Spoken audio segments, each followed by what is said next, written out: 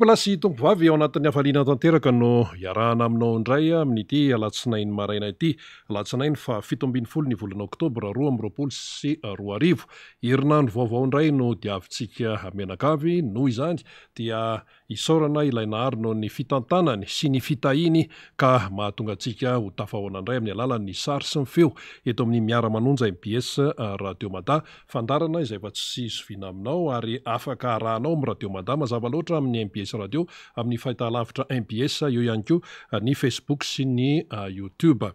Arabaina isika mianakavy tsy maty foamanaina fomba fiteny moa zany ary arabaina ihany koa ao anatin'ny tsy misy fanavahana fa ataotsika rabany manjaka miadana toy ny mahazatra samy mahazo ny lafivalo hatrany apitan'ny ranomasina rehetrany na ianao zany eto antoerana amin'ny faritra manerana ny nosy na ianao any apitan'ny ranomasina dia ao anatin'ny hafaliana no iarahana amintsika mianakavy ho anareo any apitan'ny ranomasina any misy mangataka fiarabana manokana mangataka koko mangataka kopakopaka izay ilazantsika azy dia tsy adinoana zany ianareo teratany malagasy manaraka ny miara-manonja MBS Radio Mada ny ao Frantsa aloha dia ao zany misy toerana be dia be ao dia ny any Amerika misy toerana maromaro ihany koa ny ao Afrika misy toerana maromaro ny any Azia misy toerana maromaro dia eo ihany koa ny any amin'ny faritry Oseania tsy mba filaza eto zany tsy mba voateny eto loatra izany hoe teratany malagasy any amin'ny faritry Oseania zany fa misy malagasy any tompoko manaraka ny miara-manonja MBS Radio Mada takan'izany ohatra any amin'ny Australie iny sy any Nouvelle-Zélande mety gahaka isika hoe misy malagasy ve ihany hoatray misy mitsy ka dia fanontaniana mipetraka aiza moa ny toerana tsisy malagasy eto amin'ity tany ity asa any amin'ny pôle nord any amin'ny pôle sud fa amin'ny ankapobeny zany dia misy malagasy manerana an'izao tontolo zao na mianatra na miasa tsy maintsy izay moa no fipetrany ny fandarantsika amin'ity indray mitoraka ity eo ny famakafakana toy ny mahazatra loha hevitra no tsongaina tao anatin'ny maro no hoentineto dia eo ny namana izay mitondra ny izay nomaniny fa ny razafy manantany efa ho avy eo ihany koa ny député ny tao amin'ny district na Tsimrindrano voafidy tamin'ny alalan'ny Tiako Madagasikara ny solombavambahoaka Alain Ratsimbazafy mbola ho avy eo izy dia hitondra fanazavana ihany koa amin'izay lafinjavatra efa nomaniny izany ny faniriana dia hoe niarahantsika mianakavy ao anatiny izany fandarana miara-manonja izany ary eto dia averimberina ihany ny hevitra ao anatin'ny fandarana miara-manonja dia samy miaino isika mianakavy io zany dia fanehoana hevitra fitondrana famakafakana ka nitanjona ao anatin'ilay izy dia hoe mba ampitombo ny fahalalantsika mba ampitombo ny fomba fijerintsika ny toetra raha-pirenena fiainantsika mianakavy ihany resahana eto fa tsy misy hoe zavatra fa akory eo aloha ny fiainana anatiny dia eo ihany koa ny raharaha izay mampifamatotra antsika amin'ny any ivelany any tsy azo modiana atsita izany satria raha vao tsy manaraka isika raha vao tsy tena mifantoka isika raha vao variana isika raha vao tsy miraharaha isika dia misy mahasotombony ao ambadik'izay misy mahasotombony ao ambadik'izay dia iza moa ny mahasotombony ny mahasotombony dia ny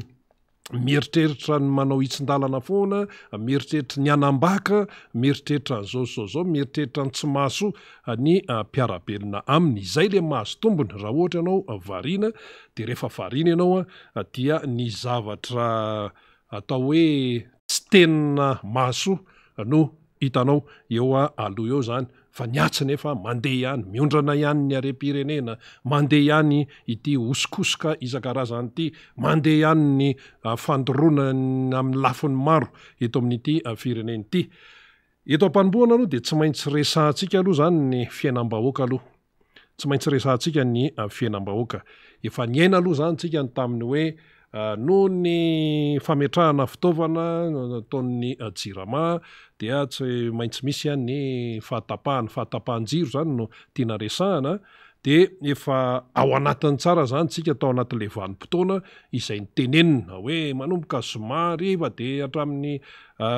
talata androantsika efa nandalo zany ny zoma sabotsy ny alahady no maly anio alatsinainy zany mbola ao anatiny izay de fa niaina tokoa isika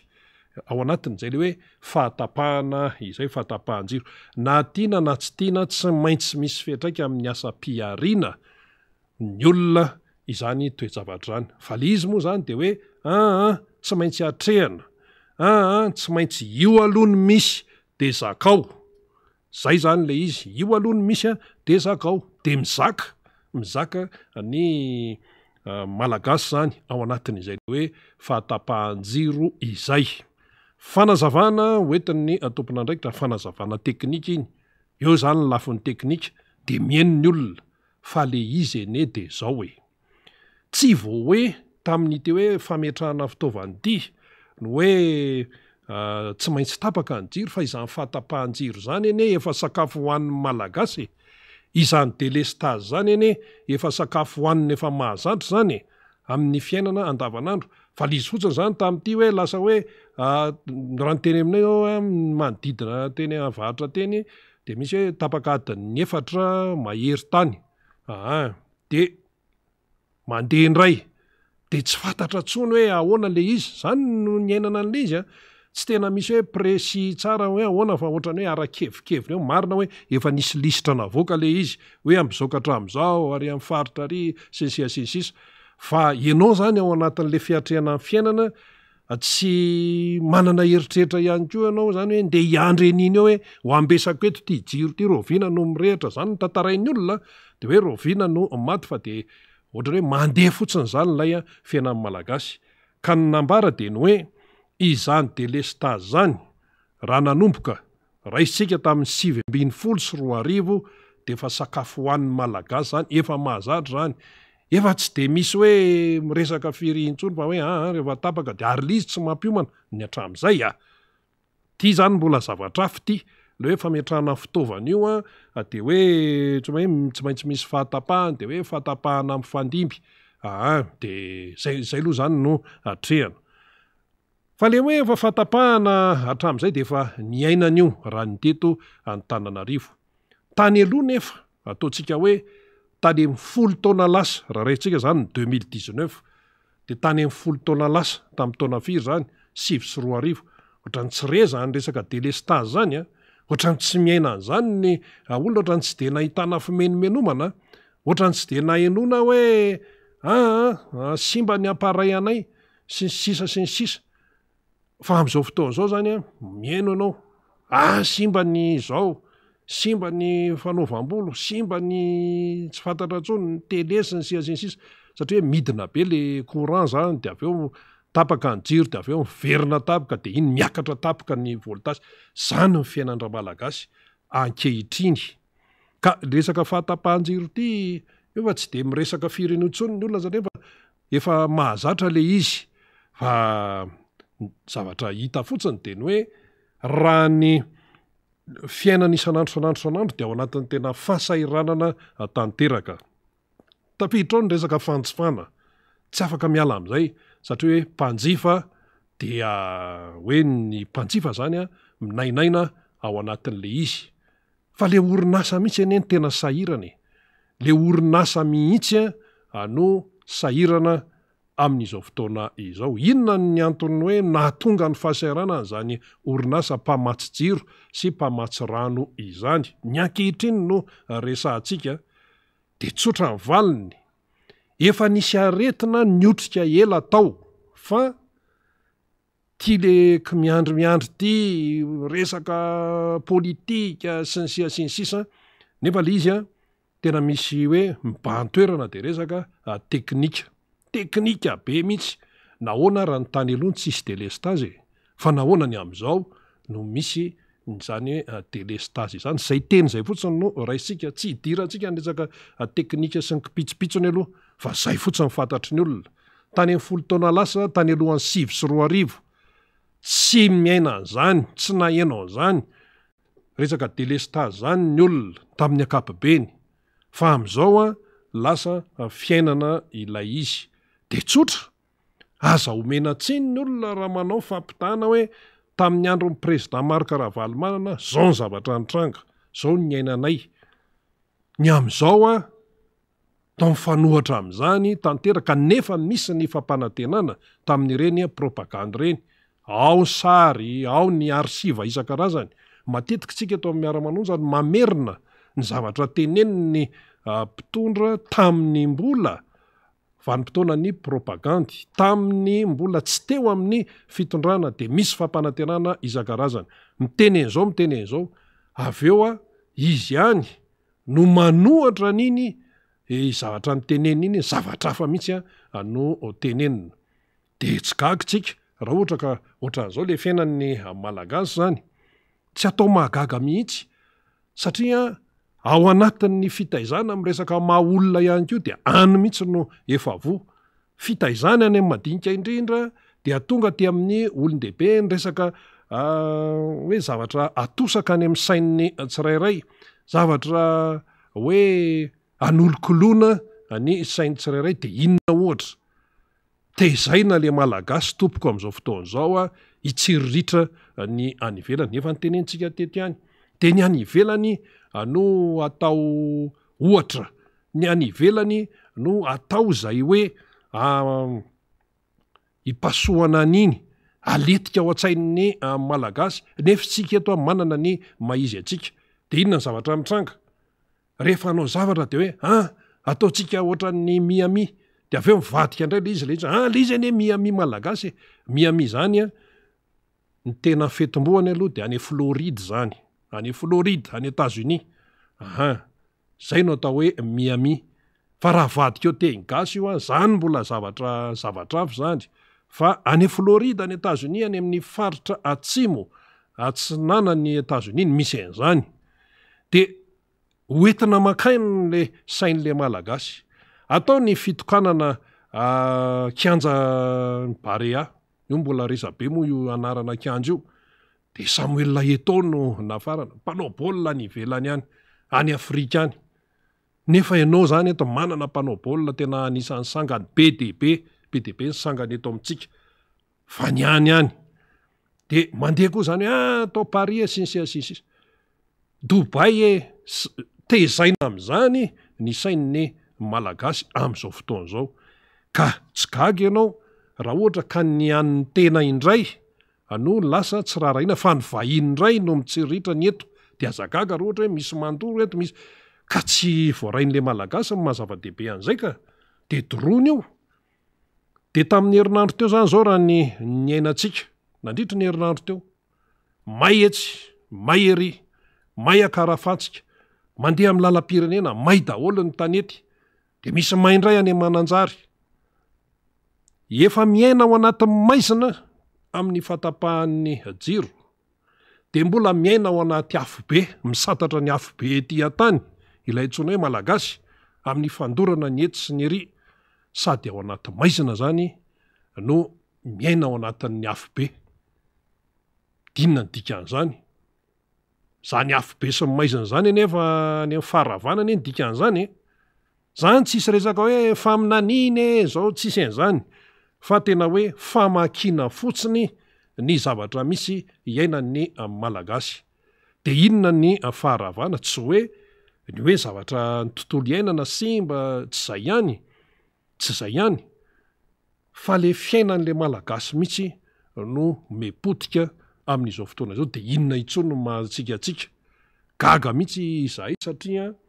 misy atao hoe olona mba manamy maizy azy ihany any ivelany io de tafaresaka fampiresaka zany fa misy ka eto ambonin'ny tany eto tsy mahalalana zany hoe fisiny zany Madagasikara zany akory aiza misy an'izany ozy le sinoa any tsy sinoa eto fa tena any Chine any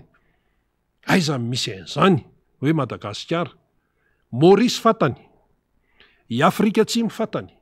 Mozambika fatany firenena ty akaikitsika zany Seychelles fatany Comores fatany Madagasikara tsy fatany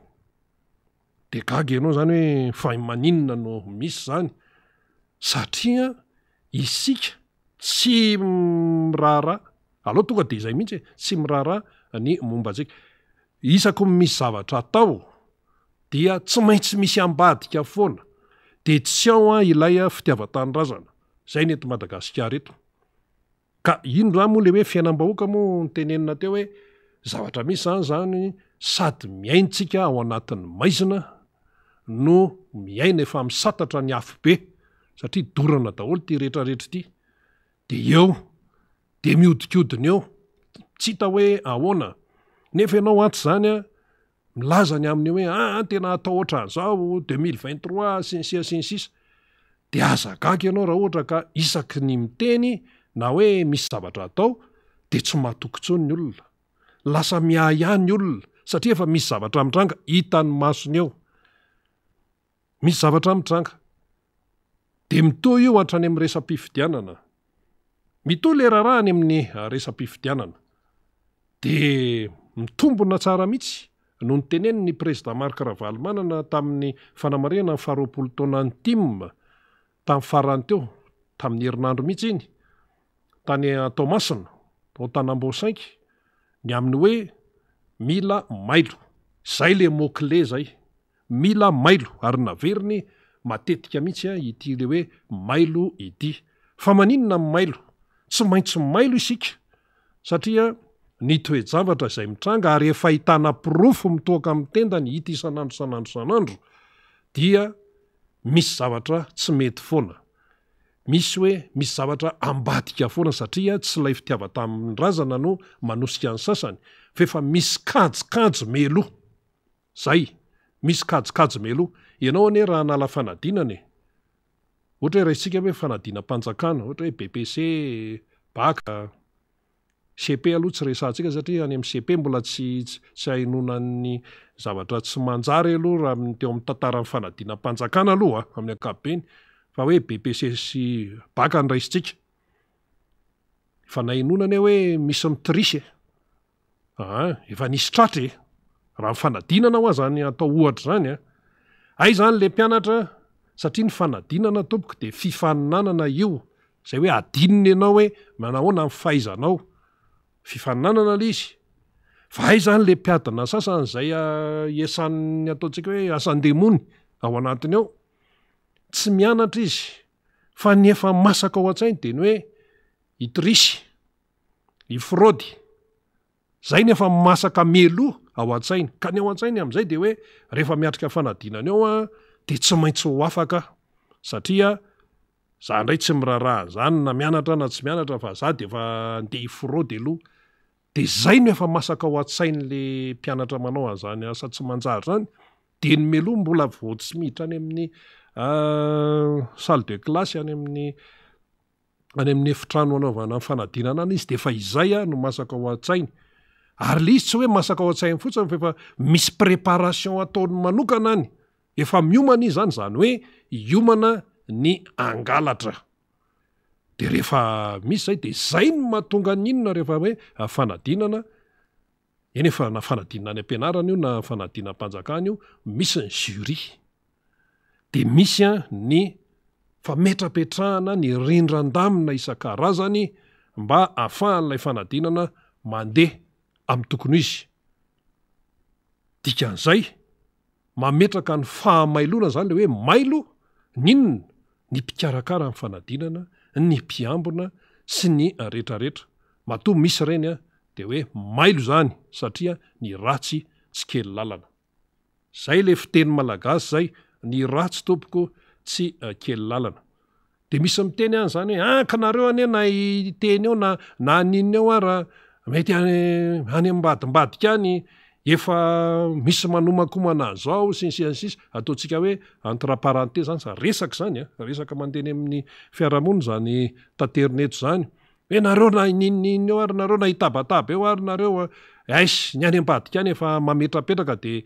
fasady fotsiny endrika ivelany fotsiny eo fa nareo fotsiny no reraka eo de zay hoe tsisy an'izany fa tsy maintsy mailo tsy maintsy raisina tanana ny fiainam-pirenena satria tsy andrianina rery akory ty Madagasikara ty na hoe tsy andrianina rery ty fa atsika rehetrarehetra ty any malagasy ty ka ny zavatra miseho ato zany de tsy maintsy ezahana ny atao apahamarinana ahoana nefa no tonga an'le izy apahamarinana midika aloha zany zay fa mandray anjara ianao amin'ny fampandrosoana ny firenenao aloha fa tsy vita aloha hipetrapetraka fotsiny ety amin'ny sisiny ety hipetrapetraka fotsiny hoe ahoana hony ka tsy mety zay le hoe ahoana hony zay fa ianao mihitsy no mila mandray anjara ka hoe ny fahamailona zany dia hoe ao anatiny ianao fa tsy aty ivelany raha ohatra zany resaka hoe fifidianana ny resahana raha resaka fifidianana ny resahana tsy maintsy ho avy io na ho ela na ho aingana fitsika aloha tsy tompony ampitsy fa an'Andriamanitra zany fa mitaky andraikitra zay ho an'ny olom-pirenena zay ihany mitaky andraikitra fa tsy vitany hoe mikitazatazana de hatrany amin'ny fokotany rehetrarehetrany dia mila mipetraka ny fahamailona hatrany amin'ny isa-tokantrano satria ny olona efa mahita zavatra tena hoe mampiasa saina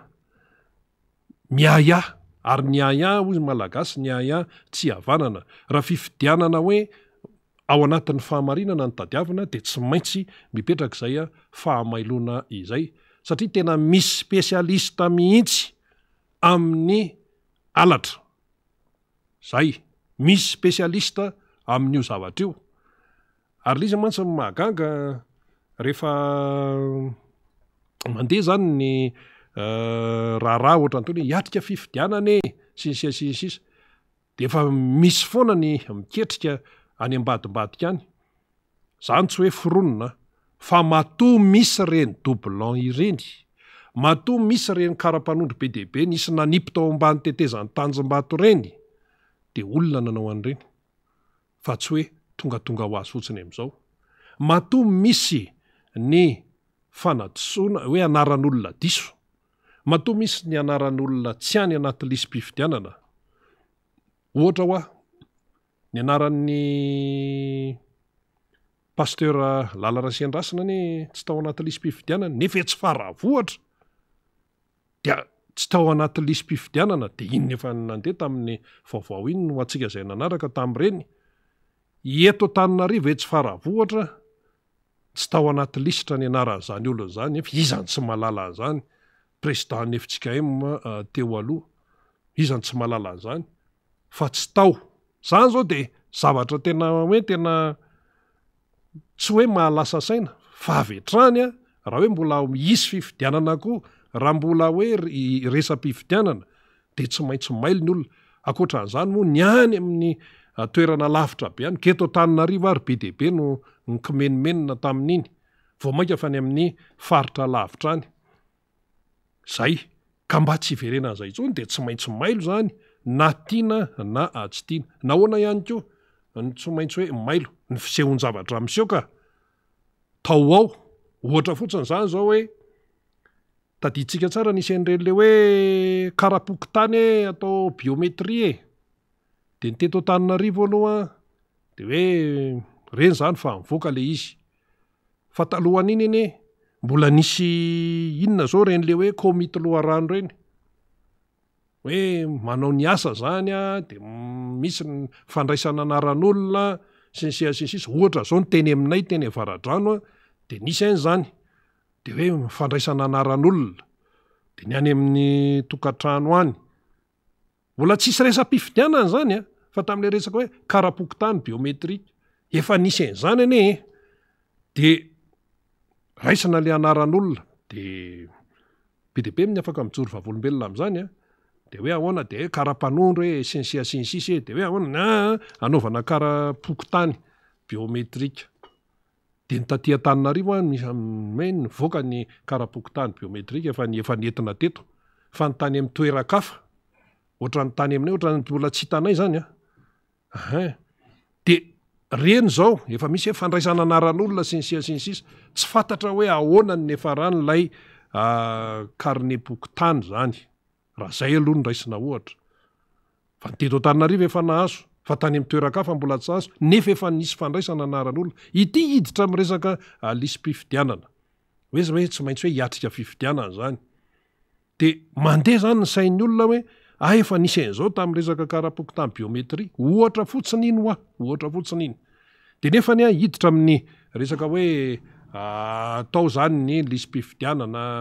refonty sy ny sisa de lasa tsy maintsy miasa ny sain'ilay olona any amin'ny fotony any mihitsy ho resaka io tsy maintsy miasa hoe ahoana ary zany de izay zany no iresantsika hoe tsy maintsy mailo manoloana an'le izy fa ianao zany tsy afaka hoe hialangalana ihany koa fa raha vao mialangalana eo anao dia sahirana indrindrandrindra ny any amin'ny bazy ny any amin'ny fokotany ny any amin'ny faritra rehetrarehetrany de zay fotsiny le mot-clé apetratsika hoe mila mailo mila manara-maso mila mandray andraikitra satria ny dikan'izay ihany koa inona ny dikan'izay fitiava-tanorazana no dikan'izay zay aloha zany ny momba an'iny député Alain Ratsimbazafy everina fa mbola iresaka an'izay ihany aloha rehefa ho avy eo izy fa iny zao zany tsy maintsy resantsika fatria rehefa misy mantsy metrehitra hoe rehefa difitry ny fahantrana rehefa ao anatin'ny fahasairanana de tsy anana heritreritra intsony ny amin'ny hoe iresaka sy saintsaina momba ny firenena sy ny fiainam-pirenena ka rehefa tsy saintsaina sy tsy resaka amin'ny firenenao ary ianao de izy ary no hikarakara nyity fireneny ity raha atao ny fifidianana sy ny fandaminam-pifidianana de ho andrasana aniza satria izay indrindra le ataontsika hoe tsy mety raha hoe lasa unilatéral ve zany ty zavatra ity hoe iny lala-maitso iny de hoe iny de hoe karazan'olona efa atoato sy ato fotsiny no anao an'io hoe voafaritra hafa ny sasany tsy ao tafiditra ao daholo raha mbola hoe olom-pirenena de zay no ilana an'ilay fanaraha-maso fa io anie tompoky na fifidianana aiza eto ambonin'ny tany rehefa tsy misy ny fanaraha-maso na hoe mifanohatra amin'izay rehefa mafy ny fanaraha-maso dia tsy maintsy mivoaka ny fahamarinana fa rehefa tsy misy ny fanaraha-maso de manjaka ny tsy fahamarinana ao anatin'ny rehetrarehetra ao zay foana le izy na any amin'ny resaka toeram-piasana ry aza sina fanaraha-maso ary any amin'ny orinasa sy ny rehetrarehetra any de ho hitanao ny disiplinina rehefa mafy be mbola misy mahita irika ihany voahana amin'iny tsy hanaraka an'iny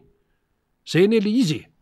de manahirana be zany ilay toedrara nefa ihany koa rehefa tena hitsina tsy tokony hanahirana raha ohatra ka mazava tsara daholo ary samy manao ny andraikiny fa neto amintsika moa zany ty fampitsabatsabaka ty ihany koa ny tena anisan'ny olana eto de mitatra ihany ary le raharaha tsy mahatokontsony ny olona amin'izay zavatra rehetra tenenina eto amin'ity fireneny ity hatrany amina sehatra iraisam-pirenena ohatra mitranga miembotra zany le fanapaha-kevitra le eto Madagasikara ny mpitondra io ohatrany tsy fantatra ntsony tsy fantatra le vahoaka ntsony hoe ahoana marina ny tena position Madagasikara momba nyity Russie sy Ukraine ity tamin'ny voalohany de hoe neutre zay eo anelanelany amin'le hoe fanafian'ny Rosianina ny Ukraine de avy eo indray de hoe manameloka indray malagasy fa amin'le hoe fakanan'le faritra efatra ho alain'ny Rosianina zany ny faritra efatra de modina hoe annexe moa de hoe nasiana fitsapahan-kevi-bahoaka de hoe hiaraka amin'ny Russie de hoe ho alainay nefa le faritra efatra eo hatramin'izay ao anatin'ny firenena ukrainiana zany dia maneho hevitra ny anivony ny firenena mikambana de nefa nivoaka ofisialy hoe manameloka Madagasikara amin'ny fakan'ny Russia le faritra efatra de zao ndray de hoe ohatra amin'ny tsy tena zay le izy fa iny ane fanapahan-kevitra tany ananina tany iny fa nga ny vahoaka miraharaha zany ny vahoaka malagasy tsy mivaky loha amin'izany izy fa hoe rehefa zay de zay rehefa manameloka ianao zany de malameloka fa tsy misy fanontaniana ntsony ny any firenen-kafa rehetrarehetra any hoe ohatra zany zao hoe i Chine tamin'iny raharaha iny ohatra zany zao Chine hoe de izy tsy nanameloka ny Russie zany iainto koa angamba izy zay tsy manameloka ny Russie zany izy amin'ny hoe fakanan'le faritra efatra Donbass sy ny namany fa ny antsika malagasy zany hoe nanameloka de zao gaga ianao zany maheno zany amin'ny fampalalambo avao edy seroa raha ny anio fotsiny de hoe mbola point d'interrogation indray fa lasa metrahampantanina indray fanapaha-kevitry ny malagasy hoe manameloka ny Russie amin'ny fakana faritany efatra ny Ukraine iny fa inona raha feverana zany hoe fanapaha-kevitra eo amin'ny sehatra raisam-pirenena lasa sanatriva hoe ohatran'ny kilalao le izy de tsy gakytsika raha mivaralila ohatran'izao ny fiainan'ny malagasy satria ay zany ny fomba fitantanana eto sy ny fomba izay eo amin'ny fanapaha-kevitra eo amin'ny raisam-pirenena de ohatran'izany mitranga mihemitra ohatran'izany nefa ianao zany atao anatiny ato hoe velo rano hoe anao an'izao hoe anao an'izay ka tsy mahagaga mihitsy raha ohatra hoe tsy misy tanteraka ny fampanantenana satria any amina lafin-javatra tahaka an'ireny amin'ny fanapaha-kevitra raisam-pirenena ireny tsy matotra fitantanana firenena zany tompoko mila fahamatorana zany fanapaha-kevitra amin'ny sehatra raisam-pirenena zany tompoko mila tena hoe zavatra tena matotra ihany koa ary tena hoe voadinika tsara voalanjalanja tsara fa tsy hoe nanapaka zao zay de hoe okaloha fa ohatran tsy zay indray le izy nga misy an'izany okaloha zany rehefa manao sonia ianao am'ireny any amin'ny sehatra raisam-pirenena ireny de tonga am'le hoe miassume manao sonia ianao zany dikan'iny zany de hoe manaiky ianao fa ny antsika ane atao daholo ty sonia any amin'ny sehatra raisam-pirenena ity fa ny fampiarana an'iny eto Madagasikara tsy atsaina ny zon'ny ankizy tsy atsaina ny zon'ny vehivavy ohatran'izany satria reny mantsy fanekiny raisam-pirenena ireny resaka droit de l'enfance ireny antaneo amin'ny UNICEF raha ohatra hoe misy te andalina an'izany resaka zon'olombelona resaka zon'ny mpiasa resaka zon'ny vehivavy hatrany Iran zao hatramin'izao tsy mety milamina le vehivavy anankiray maty ny mpitandro ny filaminana de zay de lasa gidragidra be maneran-tany ka ny antsika eto fanapaha-kevitra amin'ny sehatra raisam-pirenena de ohatran'izany no zavatra am'izay mitranga mihemitra ohatran'izany de zany no itsarahan'ny olona n'le Madagasikara hoe fa ahoana ihany ary ty any Madagasikara ty ny ao anatiny tsy misy mandeha am'izay loany ny aty amin'ny fanapaha-kevitra aty amin'ny sehatra raisam-pirenena mahamenatra ny diplomasia malagasy tena hoe reraka ao anatin'le izy tena tonga de mahitsy be zany fitenenana zany ary tsy misy foroniny zany aizany mbola nisy an'izany hoe teto amintsika hoe fanendrena ambasadoro de hoe mandefa tonta-taratasy sy ny sisa ny sisa aizany misy an'izany de hoe eo zany no jereny eo le tonta-taratasy fa nga izy ty ohatra ny manao recrutement na-piasa ambasador zany ene solontenany firenenao zany any amin'ny firenena hafa zany tena mila fandalinana manokana mihitsy zany fa tsy hoe atao ohatran'ny fanaovana recrutement hoe fandraisana mpiasa izy ity de hoe eo de jerena eo ny dossier sy ny sisa fa misy fandalinana avo leta be zany hatrany anjereo daholo ireny fomba fanendrena ambasador hatrany amin'ny fahampanjaka ary hatrany amin'ny fahampanjaka tsika nanana ambasador tany Angletera de taty amin'ny faharepublika tany amin'ny repoblika voalohany taty amin'ny repoblika faharoa fa nga ataotao foana zany hoe fanendrena ambasador any amin'ny firenena mikambana any États-Unis any amin'ny firaisana sovietika fa nga nataotao foana zany da tonga atao tsaiko fotsiny zao ohatra hoe ny tamin'ny andron'ny repoblika faharoa ohatra raha izany no raisina hoe fampatsahivana kely fa nga zany olona hoe natao ambasador zany tamin'ny andron'ny révolution socialiste hoe any amin'ny sovietika any hoe nataotao fotsiny nisy an'izany Frédéric André Mamonjy zany tany amin'ny firaisana sovietika tany amin'ny ny any Amerika ny tany amin'ny firenena mikambana zany manamaiza izy azy hatraty amin'ny fotoana nitondran'ny président Marc Ravalomanana sy ny sisa tena hoe nojerena tena hoe amin'ny Cyprien mihitsy hoe olona takan'inona no atao ambasador atsy atao ambasador fa tsy atao hoe tonga de hoe mandefa ny annonce de hoe tonga avy aty mitondra dossier inona ary zany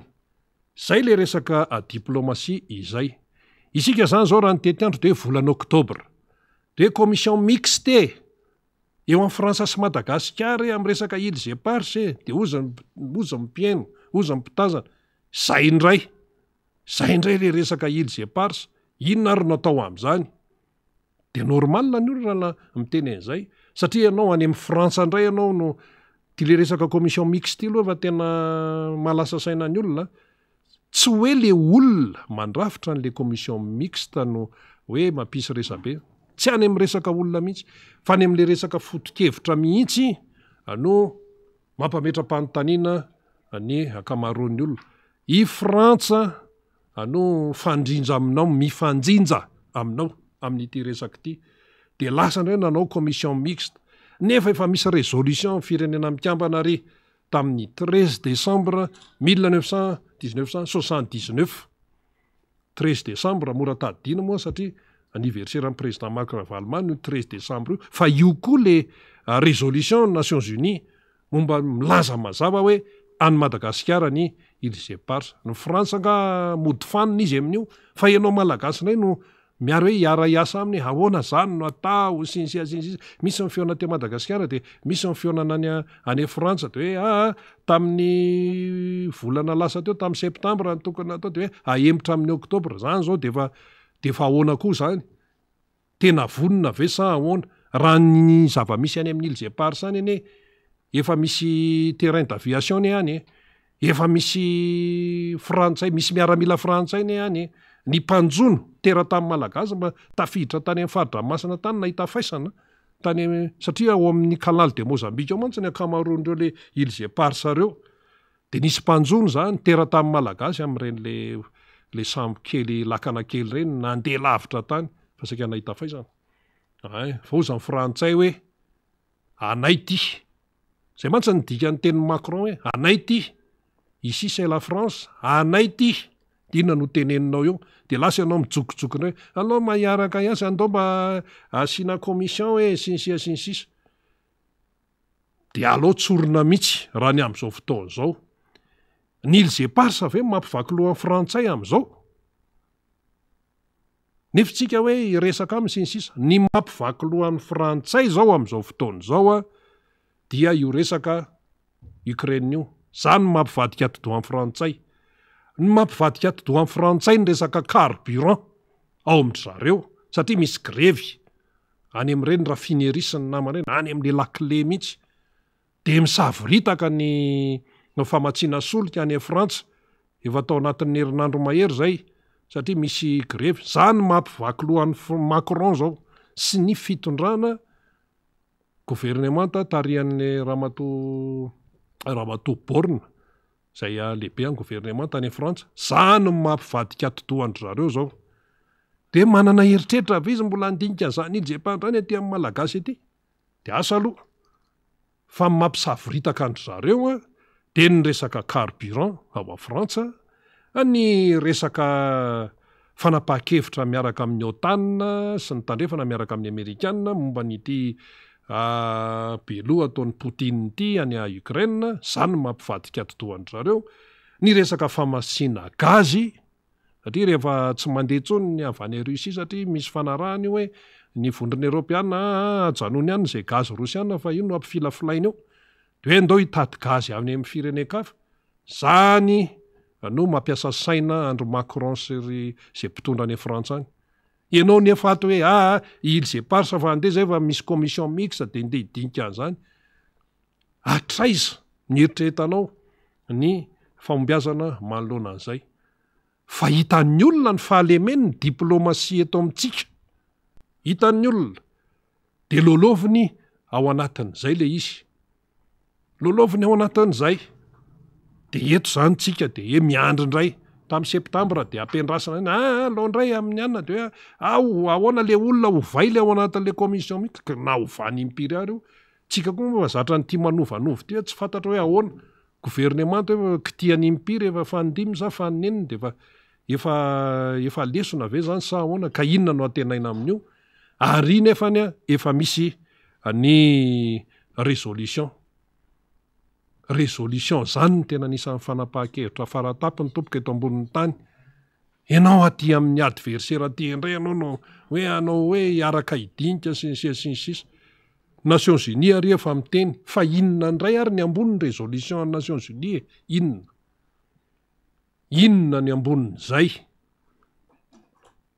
tsy hita hoe ahoana fefizay no izy tamin'ny 13 décembre 1979 dideratsiraka amin'ny président tamin'izany nanohana daholo na ny rafitra taty Afrika na taiza nanohana daholo hoe any Madagasikara io fa itsika ao anatin'izany tena hoe tsy hitana hoe ahoana na ahoana fa dia ao anatin'ilay izy ka zay le tiana tenenina hoe na ny atao anatiny na ny fifandraisana amin'ny any ivelany dia tsy mandeha amin'ny zeloniny kanefa ny sasany mbola mieritreritra zay tsy maintsy eo raha mandeha io fifidianina io tsy maintsy zay efa assuré mihitsy fa tsy maintsy lany sinsisa ahoana no hoe afana mieritreritra an'izany zay le izy zay efa vonina ny namana fanirina zafy manantany tsy maintsy nyresahany zany namana faniry satria ao anatin'le fiainana isan'andro san'andro mifamatotra amin'ny sehatra be dia be farany saika adiniko kely tsezatseza-tsiaritra tao anatin'iny hoe fahatapahan-jiro iny zany tsika moa zany mbola miaina amin'le izy dia ohatra hoe teny mifatry votovorona ohatra ny voaresadresaka foana votovorona tatoato dia ay zany izy ty fa tilitililyle mpangalatra efa miandry fotsiny vao tapaka ny jiro dia efa anao an'le opération le asa ratsy fa asa koa na mpangalatra stagiaire koa angamba nylazana ny tony fa tratra teo ampanaovana asa ratsy dia izy le mpangalatra stagiaire mbola tsy mahay fa dia tratra dia ny olona koa mailoka zay zao dia efa tafiditra ihany koa le fahamailona satria nody vety ny ranonatsakaina satria rehefa tapaka ohatran'io ny jiro rehefa manjaka ny aizina dia tsy maintsy zany ianao mametraka foana n'ilay hoe fahamailona ka na resam-pifidianana io na resaka fiainana isan'andro na resaka inona io na resaka inona tsy maintsy mipetraka izay hoe fahamailona izay satria ny ratsy tsy kely lalana miarabanao namana faniry tonga somatsara ato anatin'ny miara-manonja MBS Radio Mada arapaina ihany koa ny député Alain Ratsimbazafi voafity tamin'ny alalan'ny team tao amin'ny distrikany Atsimondrano efa volombonina izy efa manao échauffement ndawary zany tsisy namana faniry iny ary dia miaraba ny namana Rina Rabe Mananjara zay nanokatra ny fandanina miaraka amintsika amin'izao maraina izao ny teknisiana Ionja sy Faly mazava ho azy miara-dalana amintsika ny any ambony moa zany dia ry Radany ry Razankla no mandrindra ny fandaminana rehetra ifandraisantsika manentina Madagasikara ary isika zay manaraka ity fandarana ity dia arabaina avokoa zany naiza toerana andraisantsika mivantana na ao aoriana ny fandarana dia ny famerenana dia arabaina sika menakavy mandray mieno ary manaraka izany fandarana izany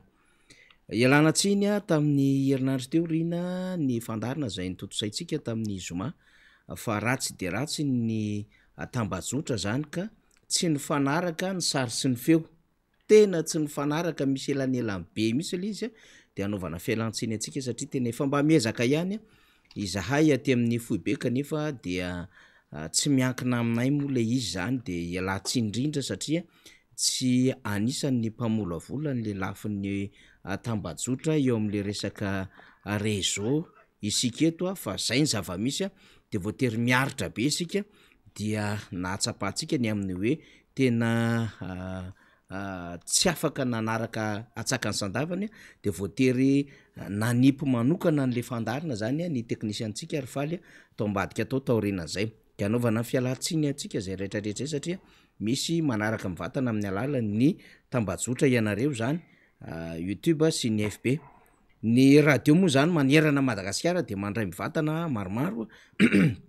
dia manaraka fahitalavitra mivatana ihany koa dia maromaro akoatran'le manaraka ny famerenana dia azona akony dia akony maro be amintsika manerina Madagasikara seran'izao tontolo zao mihitsy ity fandarana ity ary mampirisika anay hatrany vao mainka hikaroka ary hanao zay mety sy tsaratsara kokoa ampanjariana izany fandarana zany satria dia tsapanay fa voaraintsika ny zavatra tiana eo ambara ary tsapatsika tsara ny asaribediny ny fisiny tony fandaharany tony zay avokarina eto anivony MBS fahitalavitra sy ny radio ary miaraka amin'ny radio mada tsy azo adinotsika mihitsy ny radio mada miara-miasa amitsika ny ry ambony zany ry nomsa moa zany mazava ho azy dia ry malala ry robena zay anaovana kopakopatanana ho azy ireo zay mpiara-miasa mavitrika amitsika miara-mapita miara manonja ihany keo am'izao fandaharan'izao zay ny atoko hoe fampidirina ry ina amin'ny fiarabahana sy ny fanazava-kevitra samihafa tamin'ny herinandro iny satria efa rakotrafo mo Madagasikara dia ahitrano goavambe koa tany Vavatenina tany distrika Vavatenina commune Miarinarivo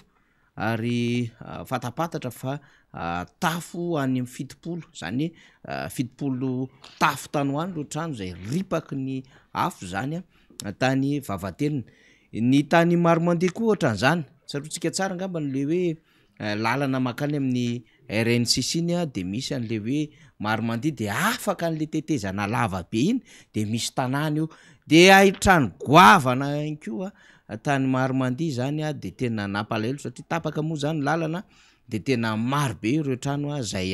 ravan'ny afo tamin'ny farany herinandro avokoa zany vaovao resantsika zany inona daholo mahatonga an'izao ahitrano zao doro tanety doro ala ary le ala de hatramina hoe ala arovana réserve naturel zany dia misy mandoro ihany koa tena mampalahelo le toejava misy fa misy afatra be da be ary misy fanadihadina azokafana maro be zany trangan-javatra any misy eto Madagasikara ny fiarahamonina resy sy reraka ve no mahatonga an'izany ny fahantrany malagasy ve mahatonga an'izany ny lafo ny ara-boajanahary ve sy ny kapoka samihafa ve mahatonga an'izany ny ino moa zany fanaovana tsinitsinina ny asina sy ny fomba ve mahatonga an'izany rehetrarehetra zany maro be ny tsaokevitra zany azotsika anaovana fanadihadina mahakasika an'izy ity fa eo aloha amin'le hoe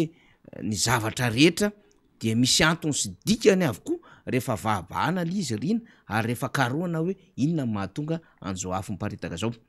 de zay zany mbola ho avy moa ny sary avy any Vavatenina de ho alefantsika eto ihany satria tena miantso vonjy tena mitaraina reo mponina avy ao anatin'izany commune Miarinarivo zany no zay hoe ahitrano goavana zay nahazo an'izy ireo zay zany tamin'iny herinandro ambony iny de ho taterina amitsika eto izany sary izany sy ny fivoarany vaovao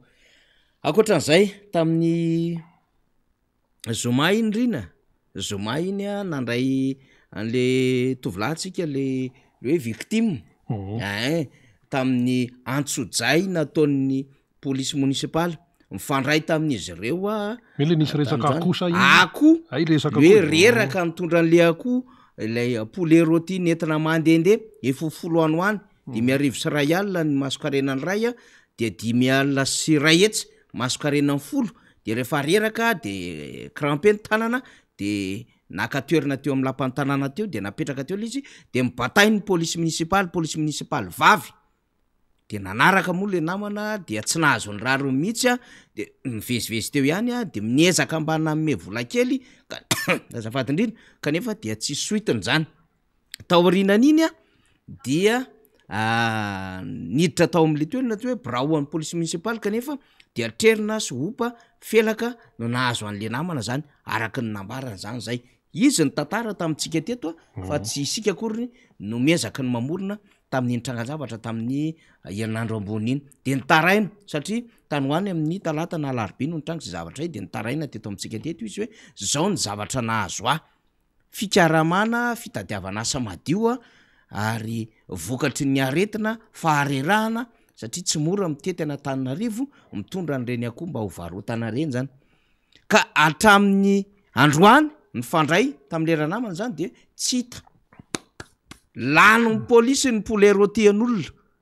polisy municipaly io tiako tenenina io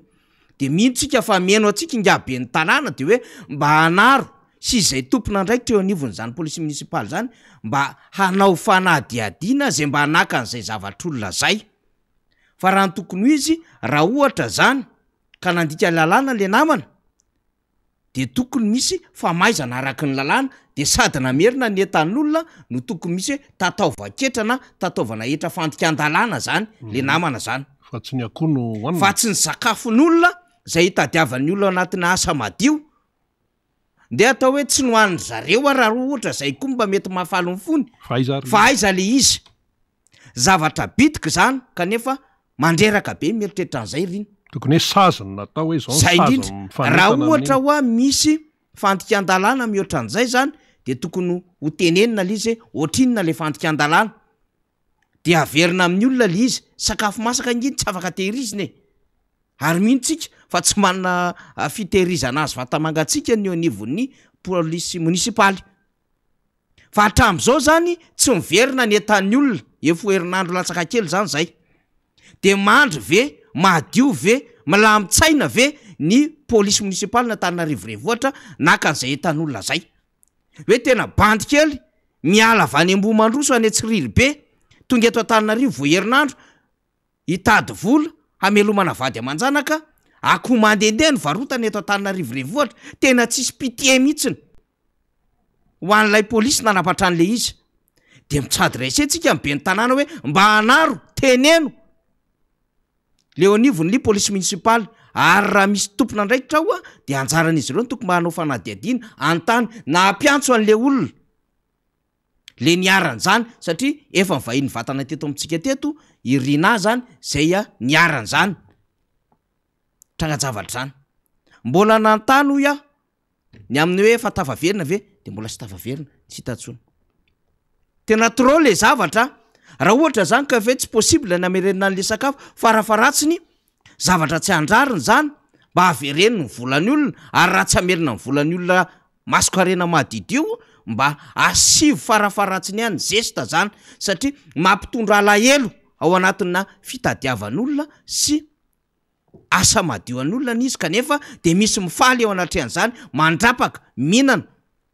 na mety alefana any amin'ny zavatra hafa izy de tsy vitan'izay fa mbola teto ihany koa depute Mamorabendrina lakamisy ny rina lakamisy izy lakamisy mbola teto ihany koa depute Mamorabendrina ny tany an'le hoe misy am'ireoko manompa olona ary tena manompa akitsirana hoy depute Mamorabendrina ary nafantatra an'izany izy am'ireo polisy munisipaly reo tena manapatra fahefana izy satria efa nresantsika teto le izy ny amin'ny hoe zay manam-pahefana kely am'izao fotoan'izao eto Madagasikara de manao ny ataony mihitsiny satria tena efa tandra vadikoditra le fitondrana am'izao fotoan'izao tsy mahay mitantana firenena de fanapara-pahefana no misy de lasa zavatra hitan'le any ambony any ataon'lay ety amin'ny ambaratonga samihafa ety ambany ety de averintsika zany zay adevitra hoe nisy an'zany trango zany fa aza minimizenareo le izy ozy rina teto le niaran'zay tranganjavatra ny amin'ny hoe tsy ampisondrotra ny gradinareo iny sy mivonahitra reo fa fitadiavan'olona madio hiteraka alahelo anareo ny fitazomana an'zany ary ranohaninareo ko ny finanana an'zany koa hiteraka alahelo zany satria misy fitadiavan'olona tena ara-dalàna miala any vady aman-janany ny sombanareo ny ratranareo azo ataony no mifampiresaka malagasy samy malagasy ozy izy président Marc Ravalomanana an'izay azo atao foana no mifampiresaka fa tsisy mampatahotra de mba nytenena izy hoe fihinana nahatonga anao mipetraka teo de tenena izy hoe mivarotra eo anao sa tsy mivarotra de tsy mivarotra izy zany fa sendra nandalo de mipetraka fa reraka ny tanany crampe de anariny izy azavaina izy hoe tsy ilaina tsony no mipetraka eo na mivarotra eo amin'ny toerana io de aza mamerina zay mba asiana avertissement verbal zany le izy rina fa tsy tonga de giazana le etan'le olona de avy eo tsy hita tsy averina avezivezy miala any analakely makaty anosipatra na tsy hita miverina any analakely lao le olona mifarany de ohatran'izany ve fisainanareo amin'ny fitantanana firenena sy fanabeazam-bahoaka mba tsarariny ihany lafin-javatra ohatran'izany de asakasaka ry zareo moa le izy rina le tary hitady vola foana fa niala elo be da be any anatiny ihany ho an'izay mieritreritra fa nanao an'izany vesaran'izany izy problemany ihany zany raha tranquille ny conscience anareo tadiavy le olona de omeny ny anjarany fa tsy mety ny zavatra ohatran'izany aza manapatra fahefana amin'ny madinika ohatran'izany fa tsy fampitazany zany ary tsy zany akory ny everina fa fanabiazana vahoaka tsarary ny ary tsy mety zay sady resentsika eo anivony tanàna Tananarivo mba hanao fanadihadiana trangan-javatra ohatran'izany rina satria mitoeraka alahelo ho an'izay ny ariny ny lafin-javatra ohatran'izany akoatran'izay dia iresaka vaovao ny faran'ny herinandro tsika de mbola le fanarareo tapahefana ihany ry tsy mahatoky tena moa mazava ho azy manaraka ny foana sy ry mandrovotsi de sambambananao politika de mieritreritra fa mety ny ataondry zareo fa nen'ny hafa tsy mety fa rehefa nary zareo manao rina de mety le izy efa nytenenina nandika lalàna nanaonao foana tam'le hoe kongresy paritra na fiaonam-be paritra ny TGV tany Analanjorofo tam'y sabotsy 9 volana oktobra tam'ilay olona tao anatin'le fivoriana zay tsy tokony niarika an'le fivoriana ka ametraka an'le neutralité politique de l'administration sy lay fandehandehanana ny tety tanàna de mbola namerina ndray tam'y sabotsy tsy ao ry tsy mahazaka fahefana ry mieritreritra fa azo ny fanjakana ka afaka ataony am'izay tiany atao ny lalàna rehetrarehetra eo aolany am'izay tiany anolanana azy ny lalàna rehetra hitsahany am'izay tiany hitsahana azy ny lalàna rehetra ary tsy rarahina ny olona zay tokony mba hampiarana an'izany le izy reny de tsy menatra nanao kongresy paritra ny TGV Atsinanana ny atao hoe faritra Atsinanana Tomasina voalohany Tomasina faharoa Brickaville Vatomandry Mahanoro Marilambo Antanambo Manapotsy ao anatin'izany de tsy menatra reto olona reto rino ny tety tanàna arak'izao hitantsika amin'ny sary zao io sary io zao de mazava tsara devant CRGS io na CPGS io zany le hoe lampany ankizy mpisava lalana taloha palais des enfants pionniers moa izay rina tamin'ny andro ny président Deratsiraka fantatsika daholo le izy reo olo reo tsy de misy mahatatra atsika ary tsy misy mampikorupaka aloha amin'ny lafin'ny politika batary niaraka tamintsika daholo reo mifankalala teny amin'ny tontolo mifanaovana politika tsy manana poids de manahoany reo fa zao opportunité politique ny azy de mijoro eo izy de misalotra akanjo orange tsy problème zany fa zao hitantsika misary zao hoe maninona no misy fanomezan-dalana tamin'ny sabotsy fa 5 ny volana oktobra hitety tanàna ho an'ny reto TGV reto zay tarihany Ramatoa secrétaire national le TGV de misy gouverneur eo misy loholona eo misy olo-mavamboaka hitantsika teo mazava ho azy ary misy olo-mavamboaka avy any Analanjorofo koa mazava ho azy tonga teo de misy olona avy any Analanjorofo Atsinanana ny resahana atsy zao avy any Ambatondrazaka inona ny diran'ity talia anankiray ity avy any aloatra mangoro efa hita tamin'ny sary taloha tary Analanjorofo de tonga tia Atsinanana mana responsabilité politique ave tsy fantatsika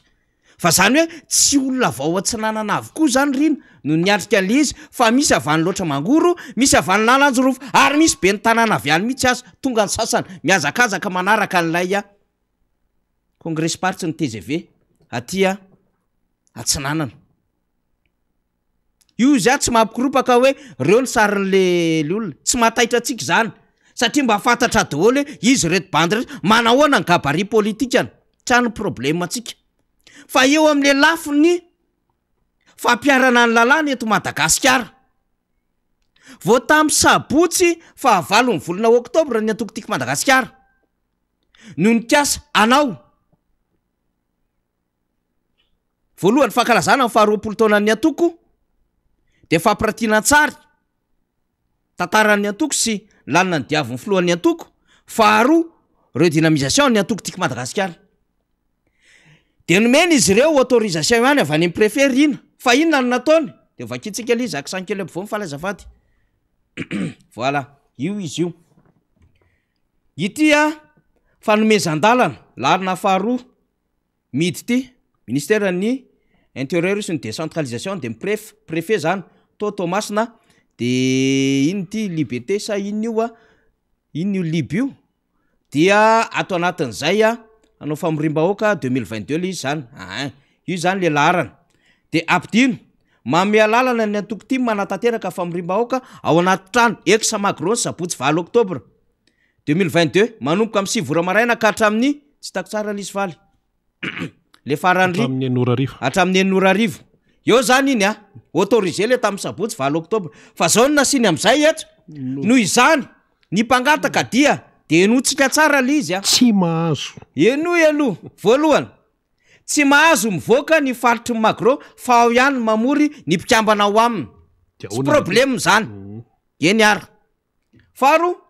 tsy azo atao ny mirotra mitsena olona eny an-dalambe na eny amin'ny serana mpiara-manidina odry fatelo tsy ekena ny filarana an-dalambe mitanjotra mamonjy ny toerana hivoriana fa samy manao zay atongavana de inona zany le an'le TGV tato de aloha averina mihitsy le sary aloha de aloha amaky an'le faefatra anjara mpangataka no miantoka ny filaminana sy fandripalemana ao anatin'ny faritry ny magro mandritra io andro io tsy problème zany satria nanana sécurité ary ny omanany zany sécurité civile ny teo anivon'ny fikarakarany ny antokotiky Madagasikara tany toerana fa dimy mandray ny andraikitra avy atrano mpitandro filaminana raha toka misy fioara-pefy nataony mpivory tsisy mifoara-pefy voaja ny zavatra nangatahanareo fa eny tompon'andraikitra tanteraka ny mpangataka raha toka misy korotana mitranga mandritry ny tontolo andro ny sabotsy 20 oktobra fa tsisy korotana tao fa reto telo ambony reto am'izay ny raisitsika tsy mahazo mivoaka mifaritry ny magro tsy azo atao ny mirohatra mitsena eny an-dalambe na eny amin'ny serana mpiara-manidina an-dalambe aloha raisitsika tsy ekena ny filaharana an-dalambe mitamjotra de aiza avereno am'le sarin'le volomboasary am'izay faly aiza zany ny autorisation fangatsy any amin'ny arabe am'reto mamea lalana ny reto olo reto an-dalambe aiza ny autorisation io zany patakitsika amin'ny préfet le izy satria avereno tam'le teo faly lefa le autorisation ovakitsika mihitsy manko le préfet na amian'le autorisation takona kely tam Thomas 5 octobre 2022 le izy de signeny préfet mihitsy le izy ak 5 le afa takon'le misy le izy azafady io le izy ny préfet na amian'lay autorisation fa nasiny teboka anakenina le izy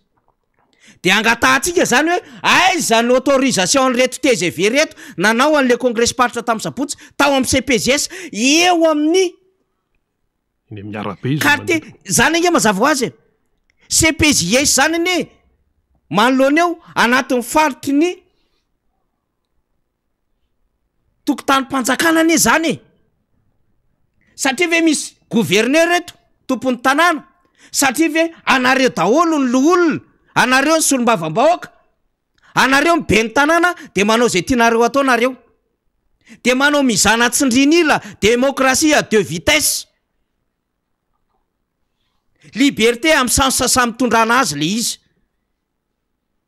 dohatry ny fisaina n'le anakanto dajo tonga teto Madagasikara ny fisaina ny reto olo reto mandeha amina contresens mandeha amina sens interdit fa maninona ny timma andriamatoa préfet no ny rarana tsy mahazo mitanjotra hitsena ny filohana satria matahotra ny tranga tamin'ny mahajanga ve hoe nitsena ny filoha marika ravalo manana ny mpikatriky ny antokotiky Madagasikara de faly ny olona nandray azy de matahotra an'izay sary zay iverina ve fa vedety le président marika ravalo manana de nikoropaka reto faro naninona ny rarana tsy mahazo mirohatra an-dalambe fa manino reto TGV reto ny navela de aiza ny autorisation milaza fa reto no manana fahafahana anao an'izany fa maninona ny hafa ny sakanana fa inona de classe inona second zone ve ny team sy ny opposition eto Madagasikara fa inona reto olona reto de izy miteny zany fa ara-dalàna ny nataon'ny TGV nefa ianao sabotsy herin'iny ny sakana an'le atokotiko Madagasikara tsy mahazo mivoaka eo amin'le toerana tsy mahazo mitsena an'le filompanolona zany mazava ho azy ny tiana tongavana amin'izany ane ary tsy mahazo midina an-dalambe fa tsika efa nanazava teto tamin'ny talata rina ny aminy hoe vita ny famorin'olona avereny le sary faly fa ty sary ty ny zakany zareo le sary tany ananina ka le tamin'ny sabotsy teo le tamin'ny sabotsy tamin'le redynamisation tao Macron itony sary tony tsy zakany zareo tsisy olona ntom tony tompoko jerevo tsara tsisy olona mena volo tony tompoko ary tsisy olona hoe ndao ampakarina daholo ny avariananina rehetrarehetra ry raha nisy olo tena ray na roa ny tonga teo raha nisy osika ary nisan'izay tao ray na roa mandeha tongotra raha mibetsaka fa tsy hoe délégation bobaka be avy any amin'ny faritra tsisy ifampidirana atsinanana ny resahana analanjo rofo sy aloatra mangoro ny tonga ohatran'izany nge le tany aloatra mangoro aloatra mangoro ny resahana tonga ny avany analanjo rofo sy ny avany atsinanana de reny mameno an'le mpitehaka lay mitety arabe fa ireto tompoko olona tsy mitambazana volo olona manana conviction reto olona reto de reto le natahoran'izy menakava fa raha reto koa mba omeo kely nge nahandramo kely omena lalana ny tim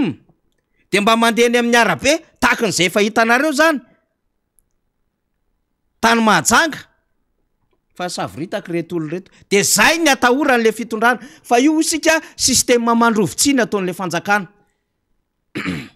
samba mivonanao politika le sasany amin'le TGV de mieritreritra fa izy mifanamperana izy ny tena mahay de anova ny formule politika sy ny pratika nisy teto efa teo daholo ny olona nareo zao mamarana azy amin'ny adalana samy hafa raha politika io nanao ohatrin'io zay tonga teo fa nakalesina hoe tsy mety zao ka raha mandeha ohatrin'io style io zareo de osika antanitsika le préfet de etotsika de misadresse amin'ny synade misadresse tsika amin'ny président ny synade sy ny membre de bureau ny synade inona tytsika tongavana zany mba resao le préfet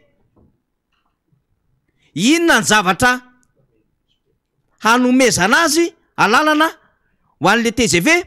inona ny antony hanakanana sy ametrahana fepetra ho an'le antoko tiako Madagasikara petratsika izay fanontaniana zay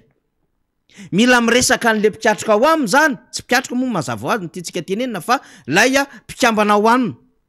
ny ao anivon'ny synady hoe tandremo maka fanapahan-kevitra misy fitongilanana ohatran'izany satria tsapa le fitongilanana anatina na tsy tiana fa iverenantsika le izy amin'ny lecture politique reny tany Thomasiny reny natao hoe mandrovitsy manala azy farapara mitetehaka sisa fa na inona ho na inona ataonare eo tsy makaiza tsony efa fantatry ny vahoaka hoe aiza no misy ny fiainan'ny firenena inona ny zavatra iainana donc misy limite ny zavatra vitanareo fa tsy hoe mampiseho an'ireny sary reny de mandendeha de makao ny CPGS de meritreritra nareo fa mambaoka be zatra n'le nagnara roatra amin'le famorin'olona andro alahady manko reto olo reto de rehefa mamory olona andro alahady fian'olona eny amin'ny borony Thomasina sy eny amin'ny avenue de tsy ne nahazo vahoaka be fa tam'ty no ampangainy nataony am'izay zara fa nisy olona atao amin'ny CPGS nefa de efa eo daholo le tsanganana karazana solom-bavambahoaka lo olona firy gouverneur be ny tanàna de misy be ny tanàna avy any faritra hafa mampimeaza moa misy be ny tanàna MMM efa manao akanjo orange izy hita amin'ny sary teo be ny tanàna MMM nalany azy zany efa kakaroana anaty texte zany mba ahoana le hevitry le antoko manoloana an'izany TGV izy misalotra orange izy miaraka amin'ny casquette orange satria zay le raha masabomanga ka mieritreritra fa rehefa miaraka amin'ny fanjakana de matanjaka de eo amin'ny toerana mandrakizay fa fantatra ho any limite ay tsara daholo reo hoe ohatran'izao ny fomba fanaovany raha ianina nyty raharaha ty fa tsy makaiza aza mieritreritra nareo hoe ay de nampiseho an'iny de hoe matanjaka be le TGV non non non non non non non kely sisa le fotoana de mampifalifaly vatana tsara aloha manararota tsara aloha an'le fahefana meza mitsinjatsinjaka tsara aloha fa ho adiny reny amin'ny fotoana manaraka am'izay rehefa tsy eo anatin'le fanjakana am'izay ny olona rehetra zany zao de efa mba samy mahay makalesina daholo hoe eto amin'ty CRT efa zao ny zavatra niantra makalesina am'izay tsika tsy mamerina fahadisona tsy mamerina ny ataon'ny sasany ohatran'izao fa reto mbola mieritra azo mafy be foana nefa de fantika an-dalàna tsotro zao raha tokony ho izy zany raha azona ampiarina tamin'ny antokotiko Madagasikara izy Andriamatoa préfet satria congrès paritra nataony reto oloreto redynamisation koa nataony reto oloreto de tokony ohatran'izay koa zany tam'le fanapahan-kevitra ny raisina ho an'ny antoko Madagasikara tiko Madagasikara ny raisina zany hoe tokony tonga de teo am'ilay toko tam'mpanjakana teo am CPGS ary zareo no mena lalana fa za de miteny amitsika raha ohatra ny antoko tiko Madagasikara ny Thomas na mangataka lalana hoe eo am CPGS tsy mahazo sy raha fa tsy amian'izany préfet mba andramone de mba angataka lalana sika de hoe amory olona anao congrès paritra ary fa tsy omeny reto olo reto satria zay le pratika ka pratika mandrovitsy fanapara-pahefana sisa ny veriny fa ho vahaolana zay le pratika mandrovitsy de ny fantika an-dalàna ka na inona zany azavain'ny tompona ndraiky mpanjakana ny toerana amitsika tsy mino isika fa anatina cadre tena tsy fitany lana ny zavatra iny fa tena famitehana tsotro zao ny endriky ny demokrasia sy ny faneho-kevitra mitovy grave le ataon'le fitondram-panjakana reto ary mihevitra azy tsy ho tratry ny aloka mihitsiny mihevitra azy tena hoe eo ampialatana amin'ny mandrakizay le fahefana de azo ny tiany lalovina zay tiany lalovana azy ahodiny azy ka ataony azy ohatrany hoe vorinazo nadala le fahefana raha tsy maty de mifohifohy volo de aolana hatramin'ny lalàna laloviny aty gauche droite de ny autorité civile matanjaka eo anaty an'izy de aiza mpitandro ny filaminana zany am'ireny ahoana zany ny hevitry ngasega am'ireny zavatra ireny ny timma vao tamin'ny sabotsy ny feperana tsy azo mivoaka ny toerana tsy mahazo mitsenena amin'ny seranam-piaramanidina tsy mahazo mirohatra an-dalambe tsy mahazo manao an'izao rehetrarehetra zao miantoka amin'ny fandrimpahalemana sisisa na zay ny timmy zany ko maninona ny tsy nampitoviana le izy e fa naninona nasiana fiangarana à deux vitesses ny ray vitesy mitrifana be ny ray vitesy maro sarerana atao tsy possible zany hoe zany ny tena endriky ny fitantanana ny firenena mba tsy ara-dalàna zany e ka zao le izy mijanona reny sary reny raky tsara reny mijanona fa amin'ny andro any ariana any ho averintsika ny sary fa ho tsakotsakony nenina le fitondrana amin'ny fanolana ny any lalàna sy ny fantika an-dalàna eto Madagasikara fa averiko indray ty resaky ty ny amin'ny hoe pratika mandrovitsy fanapara-pahefana sisa amin'ny mamarana azy tsy makaizy io tsy makaizy io fantatra tsara ny opinion vahoaka ny Tomasina fantatra tsara ny tiany atokavana rehefa tsy namoro olona lahady reto na naraotra mpitsangatsangana teny amin'ny boro mba nanandrana sabotsy iny izy iny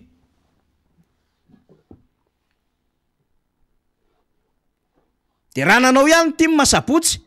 faneho-kevitra politika tsotra ny timma amin'ny fanetanana mpifidy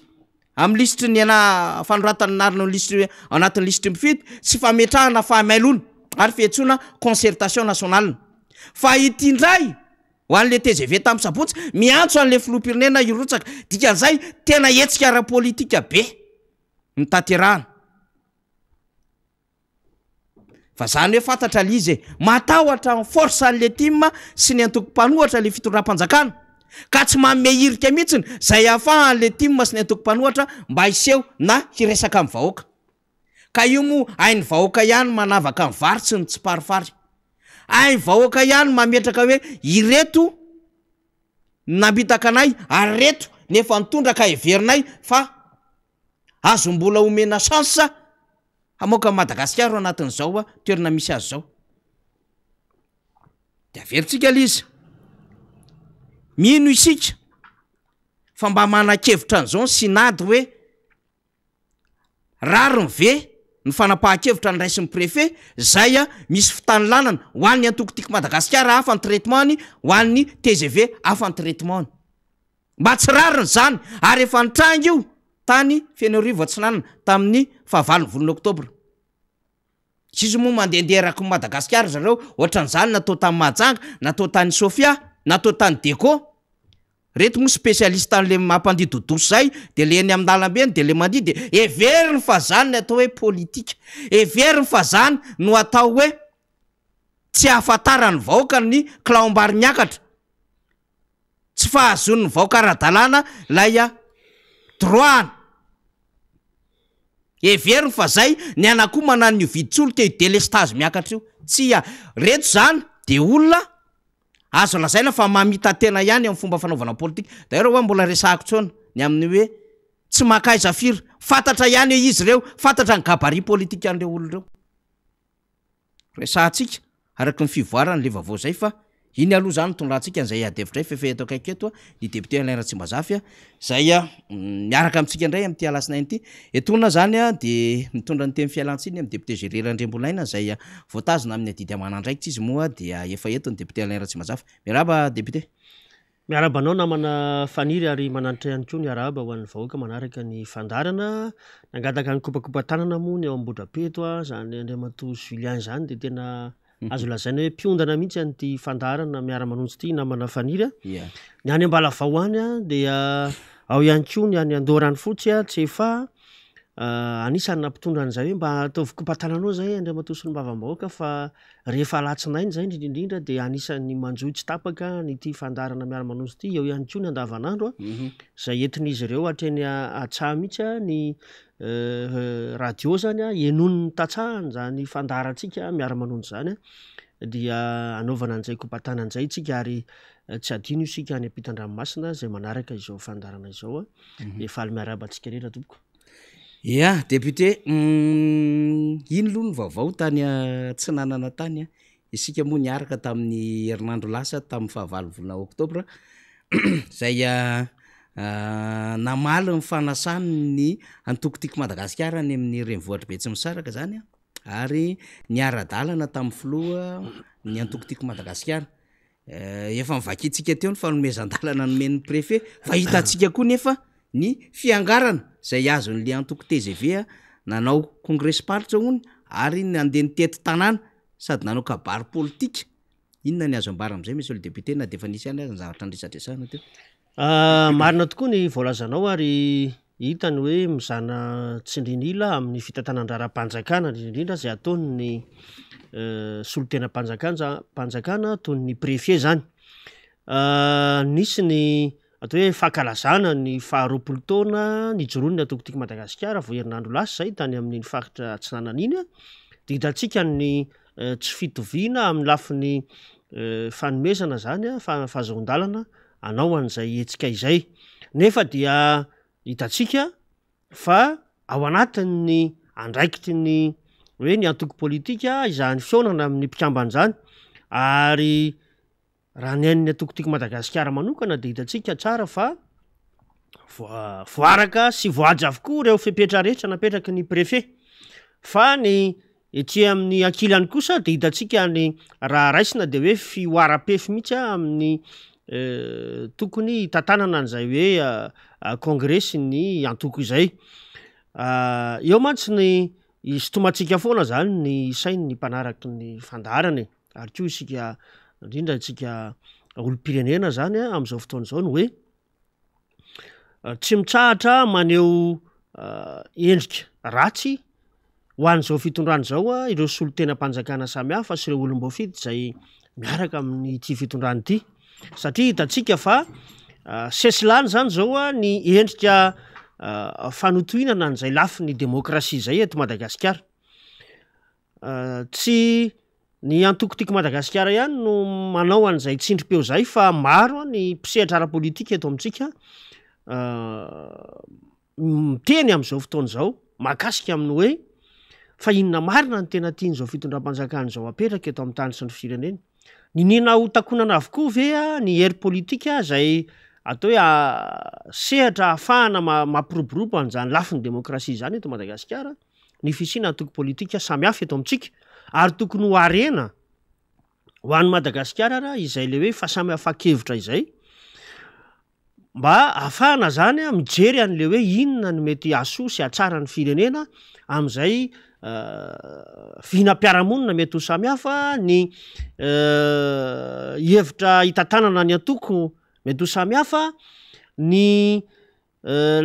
amma olo-pirenena malagasy ihany ko dia ny fahasamihafany eo amin'ny lafiny hoe faritra misy atsika tsiraray avy a dia tokony ho raisina ho arena ho an'ny fireneny zany ankehitriny nefa zany rehetrarehetra zany a dia mahatsapy zay a fa vo hitsakitsaka tokoa izay le hoe tena fametrahana ny fitoviana amin'ny samy malagasy ny amin'ny lafiny ara-politika izany amin'ny lafiny fitantanandra-ra-panjakana indray no resahana dia solo-tena-panjakana iray a no mamoaka ny fahazondalana ho an'ny mpanao etsika sala am'ireny zany hoe ny préfet zany a eo anivon'ny faritra tsinanana iny zany no nandray an'izay fanabakevitra fanomezan-dalana zay kanefa dia mifanohatra ny fahafahan'ireo antoko politika manao an'izay etsika fionana amin'ny mpikatroka izay izany a no ahitantsika taratra no hoe ny fitantanandra-ra-panjakana eto Madagasikara am'izao fotoana izao a miainga hatrany ambony zany a ka raisitsika hatraty amin'ny hoe fokotany dia ahitana an'izay hoe mandringa zay a ary ao anatin'ny teritery hatrany no iainany vahoaka malagasy a zay mijoro sy maneho hevitra eto amin'ny tany sy ny firenena na dia misy ara zany zao am'izao tsika amin'ny teny zao ny hoe endrika fangatahana ho fanajana ny lalàna eny amin'ireny tompony andraiky mpanjakana reny a dia misy a ny fanapahan-kevitra manokana ho an'izay a antoko tsy manara-dia an'izao fitondrany zao maro ny etsika efa nataony ny antoko tiky Madagasikara tetiny faritra ary hitatsika aza fa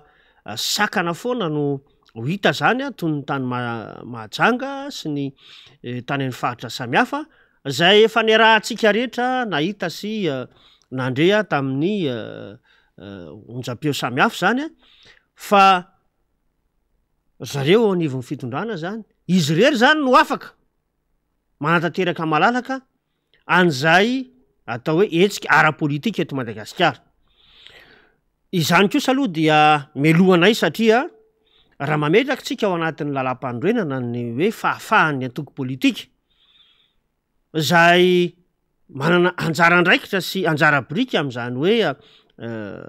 fanetanana andreo mpikambana ao anatin'izany antoko politika misy zany a eo ihany ko ny fahafahana mifampitaiza ara-politika zay voalaza ihany ko zany amin'ny lalàna zany zay mifehany antoko politika eto Madagasikara dia hitatsika fa vao hitsakitsaka sy vao hososy ny lalàna velona eto amin'ny tany sy ny firenena namana faniry hitatsika ny zavatra niseho tamin'ny fionan'ny filoha Marc Ravalomanana raha niona tamin'ireo mpikatroka tiky Madagasikara tamin'iny faritra tsinanana iny efa nambaranao teo ihany ko moa izy hoe tsy mba nitambazam-bolo ireo na nitaterina tamina fiara ireo fa tena amina apony ary ampitiavana no ahatongavanyireo mpanaradia amin'ny filoha Marc Ravalomanana ireo zany amonjy an'ireny etsika ataontsika hoe fionana sy fivorimbe ho endrika ho fankalazana n'izay tsingeritaona faharoapolo taona ny antoko tiky Madagasikara zay izy tomana saitsika zay hoe ny olona am'izao fotoana zao de fa resy lahatra fa tsy mandeha araky ny tokony ho izy tsony ny fitantanana andraram-pirenena eto amin'ny tsika am'izao fotoana zao fa manomboka mitodika izy amin'ny hoe iza ny olona ametrahana ny fitokisana ka antenainy amoaka ny ty Madagasikara ty ao anatin'izao lavaka mangitsikitsoka izao ary mitodika ny maro amin'ny vahoaka malagasy am'izao fotoana zao amin'ny hoe zany ray aman-dreny Marc Ravalomanana zany no any azo ametrahana ny fitokisana amoaka Madagasikara ao anatin'ny kizo efa nahita ny atao hoe profo mivangantsika nalindra ny fepitoana zay nitantandrany amin'ny firenetsika zay tsy nitsaha niakatra ny arikarena tamin'izany fotoana zany na manafaniry ary nisy atokantrano de samy mba niaina araky ny tokony ho izy mba afaka ny vidy andreny ataontsika hoe PPN zay ilaina amin'ny fiainana andavanandro reny nasahana an'zany ny etomanana ny amin'ny lafin'ny karama sy ny sisa ary maro ny tanora tamin'izany fotoana zany zay atao hoe mitady asa no tsy de nanano sarotra satria marobe ireo orinasa ny joro indrindra ny reo orinasa zany zay ny antoka indrindra amin'le ataontsika hoe mifampiraharaha tamin'ny zareo amerikana amin'ny tetikasa agoa tamin'izany fotoana zany marobe ny tanora zay nisehatra tamin'ny asa mihitsy zany ka nahafahany namelona ny ankonana nisehatra ny fampiroboroboana moa ny amin'ny lafin'ny ara-pambolena sy ny fiompiana tamin'izany fotoana zany de tena atao hoe ny mason'ny fitondrana zay napiakatra ny ambandainy ny fari-piaina amin'ny malagasy ankehitriny anefa dia ao anatin'ny fahasairanana maro anisa amin'izao fotoana zao ary very anjavony zany hoe fanomezana asa ho an'ny tanora zany ary maro ny raim-pianakaviana sy rem-pianakaviana ary amin'izao fotoana zao dia atao hoe tsy araka ny tokony hoe faripahaizana nanantsony ny asa ataony raha mahita aza fa de maro ny atao hoe mijanona ny anivon'ny tokantrano tsirairay aby manao an'ireny asa tselika madindinika ireny sisany mba hany amelomany ny akonany ka raha iverina kely tsika amin'izay lafin'ny tontolo politika zay na manafaniry de ny hoe ny lafin'ny politika eto Madagasikara mihitsy no tsy mipetraka araka ny tokony ho izy intsony ny famomezana sehatra ny ataontsika hoe reo mpisehatra ara-politika zany eto Madagasikara amin'ny lafin'ny lalàna hitantanana azy ny amin'ny lafin'ny fandrindrana sy ny sisa dia tsy mandeha araka ny tokony ho izy ka misy an'ireny endrika mizana tsindrin'ily ireny raha vao maneho an'izay le endrika hoe fampifondronana sy fionana ary etsika ara-politika zay tsy mitovy fomba fijery na ihany koa hoe tsy manohana an'izao fitondrana zao dia hiarany ny antsozay hatrany eto amin'ny firenetsika reny efa nambarantsika teo l izy deputé Alain Tsimazafy ny amin'ny hoe ny endrik'ilay fitantanandraha-panjakana aloha zany no manahirana ny fomba fandraisana n'le fanapahan-kevitra ary faharoa de hoe nambaranao teo ny endriky ny fomba fanaovana politika eto Madagasikara kanefa no manahirana amin'izay faharoa nyresahantsika zay de ny amin'ny hoe tsy mahay makaleso ny reto fitondram-panjakana reto mpitondra reto ary tsy mahay mitadidy ny lalan'ny fomba fanaovana politika eto Madagasikara nandritra ny vanim-potoana rehetra ny fandimby de amerina tantarytsika hoe fataro ny fahefana teo ampelatana ny antoko PSD tamin'ny fotoanandro ny fahefana zay nalany ny antoko PSD ary voavy niatrika fifidianana ny 2.7 de fataro firisan-jato ny azon'ny filoha Philibert-Tsiranana ireo mpikamina teo anivon'ireo androm-panjakana samihafa fa taizany zavatra nitranga ny 2.7 dikan'izay zany tsy hoe mieritreritra le fitondram-panjakana amin'izao fotoana zao ho an'ny antoko TGV na ny RD fa azy ireo maro anisy amin'ny anteny meram-pirenena azy ireo maro anisy ao amin'ny anteny meran-dolona mpikamana anatin'ny gouvernement zay mpanaradia azy avokoa reo gouverneur reo olona tendrena samihafa de mieritreritra fa mandrakizay amin'le fahefana ary afaka hitazomana fahefana zany donc na iza mieritreritra ny mba fanehoan-kevitra rehetra eto Madagasikara na amin'ny fomba hoana na amin'ny fomba hoana de mieritreritra izy ireo fa maîtriser avokoa ny situation rehetra eto na vahoaka tsotra sinonara te hetsika te hiteny de hoe maîtriser ny situation pampaneny lakolosy maîtriser ny situation orinasa zay manana olana ka mietsika mipiasa ho aminy dia maîtriser ny situation mieritreritra fa ohatran'izay le fitondram-panjakana hoe voafehanay avokoa eny mariny zany atreto aloha de misy fahefana atahoran'ny olona eny tananareo amin'ny alalan'ny basy sy ny fitsarana sy reo olom-boatendrinareo fa ny ohatra ara-politika nisy teto amin'ny tantaran'izao tontolo zao tsy miteny zany rehefa misy vahoaka eo mijoro rehefa misy firaisan-kinam-bahoaka eo miarika amin'izany de mitsoky reny olona miseho mafy be reny re miseho miaro fanjakana reny reny le miseho azo lolaharana amina fihetsiketsehana politika etseroa manao filaharam-be amina congrès paritra sy ny sisy reny tsy miteny reny rehefa misy vahoaka mijoro amin'izay eo rehefa misy olona leo eo anatina fangejana ao anatina fampitahorana ary anatina fametrahana tsinitsinina mihitsiny zay resaka hoe zony ny sambatan'olo zay ka rehefa tonga anatin'izay firaisan-kiny zay ambarantsika foana ao anatin'le phase d'acceptation miditany am'ilay fisehoana am'izay le vahoaka de miemotro reny rehetrarehetra reny tsy hitanao trasytsolo reny averintsika ny tantarany fanjakana ny fandimbo ny tsy ho azo mafy be zay tonga teo fa zao ny tantara de nametraka foana ny aminy hoe mila mahay makalesona ka reto moa zany mieritreritra fa tena ry zareo ny confectionner politika vaovao anao construction politika vaovao eto Madagasikara de mieritreritra fa tena ainy zareo manao an'le izy ndretrarehetra de tena ino moa zany novice eo anatin'le raharaha fa tsy makaiza le stratégie mandrovitsy io tsy makaiza io veritsika foana zay député Alain Ratsimazafy satria le zavatra ohatran'izao de vao mainka ara ridiculiser-ny olona le fitondram-panjakana le TGV reny ve sisa mba azo atao dotandroko ny mahery an-tanàna jerevy le an'le timma tamin'ny sabotsy fahavalon'ny volana oktobra arakaraky ny nangejana azy tsy mivoaka ao Macron na betsaka ny olona tonga fa raha mbola mivoaka ara fois 3 fois 4 raha tsaiky tsony hoe fois 4 fantatra ny eny etaetan'le olona antsoantsony olona aminy président Marc Ravalomanana ho an'ny antokotiko Madagasikara de zay le atahoran'le mpitondra io zay miampiazakazaka an'izy menakavy io fa mifakaiza amin'ny fampelizan-kevitra melohan'ny fotoana moa iny fietsika tamin'ny sabotsy ny nataon'ny TGV iny zay tsy manana structure politika mazava tsara na ny bureau départementarany azy tsy mihinotsika hoe tena manana bureau mazava tsara zany anatin'ireny départ na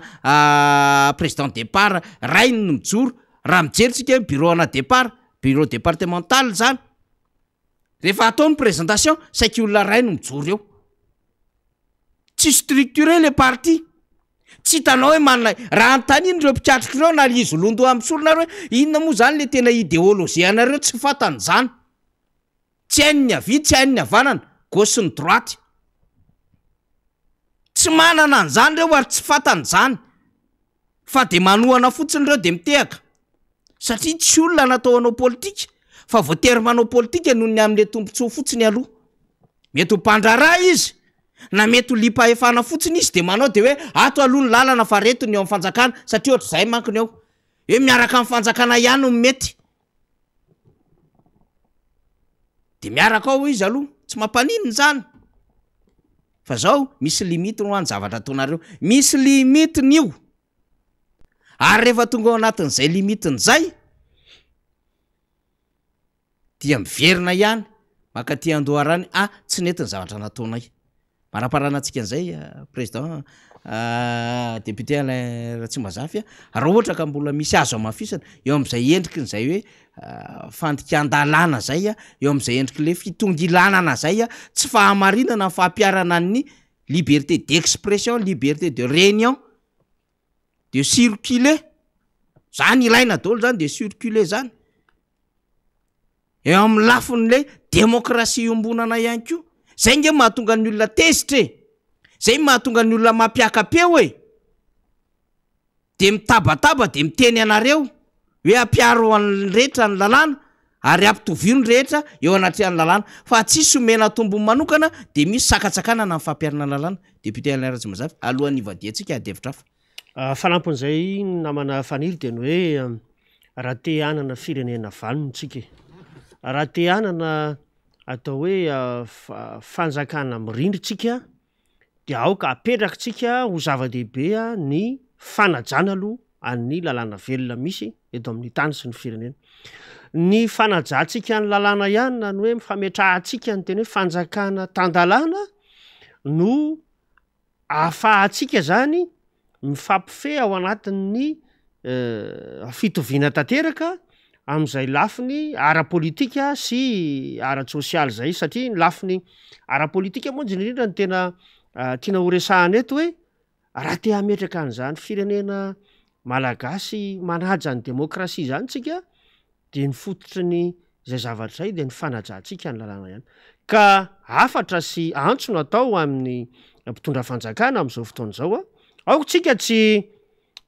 atao hoe variana amin'ny lafiny hoe tombontsoa manokana fotsiny no andeha aminonao anyzo anana n'lay hafa zany fa aoka mba ametraka ny hoe firenena imbonany ty ary manana zosy andraikitra avokoa ny rehetra hampandroso sy hitondra ny zay anjara brikiny am'izay lafiny hoe fampandrosona ny fireneny zay de aoka ifanaje ao anatin'zay fanajana ny lalàna misy atao amin'ny tany sy ny fireneny zay nga manamana faniry no hitako hoe amehezana ny mahakasika aniny hoe lafiny ara-politika sy ny hetsika zay nataona antoko roa samihafa teto amin'ny tany sy ny firenena kanefa de nahitana n'zay mizana tsy ndrinily zay amin'ny fanapa-kevitra zay raisin'ireo solotena-panjakana iresaka kely lafim-pifidianantsika deputé Alain Ratsimazafy satria izy ty moa zany reny fihetsiketsehany reny no hita de hoe ao anatin'le tahotra ho an'le fifidianana ho avy eo satria zany ny zavatra tena manitikitika maneritery an'ireo olon'ireo manaitaitra azy ary tsy mampandrimandry aminy de hoe mbola ho azytsika io ve amy 2023 sa tsy ho azytsika zay zany tena problema be an'ireo olon'ireo mahatonga azy manao an'ty hoe congrès party hoe redynamisation zay tsy hainy kory ny dikan'izany fameloma maso zany everiny fa le mandehandeha ohatrin'ireny mitehatehaka amin'ny lalana de mampiseho démonstration de force kely ohatrin'ireny de misy spectacle kely de misy artiste tsona de mamonomby de le mandindy kely am'le balina everiny fa zay natao hoe redynamisation fa tsy hainy ho isika satria tsy olona natokana anao politique reto olona reto amateur reo amin'ny politique de manaonao foana amin'ny fomba fanaovana politique iverenatsika ny adevitra satria zay ho isika tsy mampandrimandra an'ireo olon'ireo ny fifidianana ho avy eo ka eto tsika zany député Alain Ratsimazafy de miverina foana tsika miresaka amin'ny vahoaka malagasy ny amin'ny ataovy zava-dehibe ny fahafantarantsika ny adidy amanandraikitsika amin'ny fifidianana ho avy eo indrindra ho anao zay mitarainy io zany ho anao zay menimenina io ho anao zay diso fanantenana io eo anao zay tena hoe rava fananana io no izao fitondrany zao ho anao zay natao tsinitsinina io de fantarony ny adidy amanandraikitra hoe anisany lehibe ao anatin'izany ny atrehanao amin'ny fifidianana ho avy eo ka mila ianao ao anatin'izay hoe lisitry mifidy zay kanefa ho ia tsy ampy zay fa mila ihany ko ianao vahoaka olom-pirenena manara-maso ny fomba andrafetany seny sy mipaipaipakady mpanjakana am'izany fandrafetana lisy-pifidianana zany mailo ho ny filomarikaravalmanana tsy maintsy mila fahamelony zany satria mifanapara-pahefana de miseho amin'ny andro maro député Alain Ratsimazafy mare zany zao tsika raha ny vaovao voaraiko marain'io fa misy tompona andraiky mpanjakana lehibe any amin'ny nationa anankiray district anankiray tsy ho resako lo izy aiza aloha fa manaitra tsika fa tena mizaozao misy le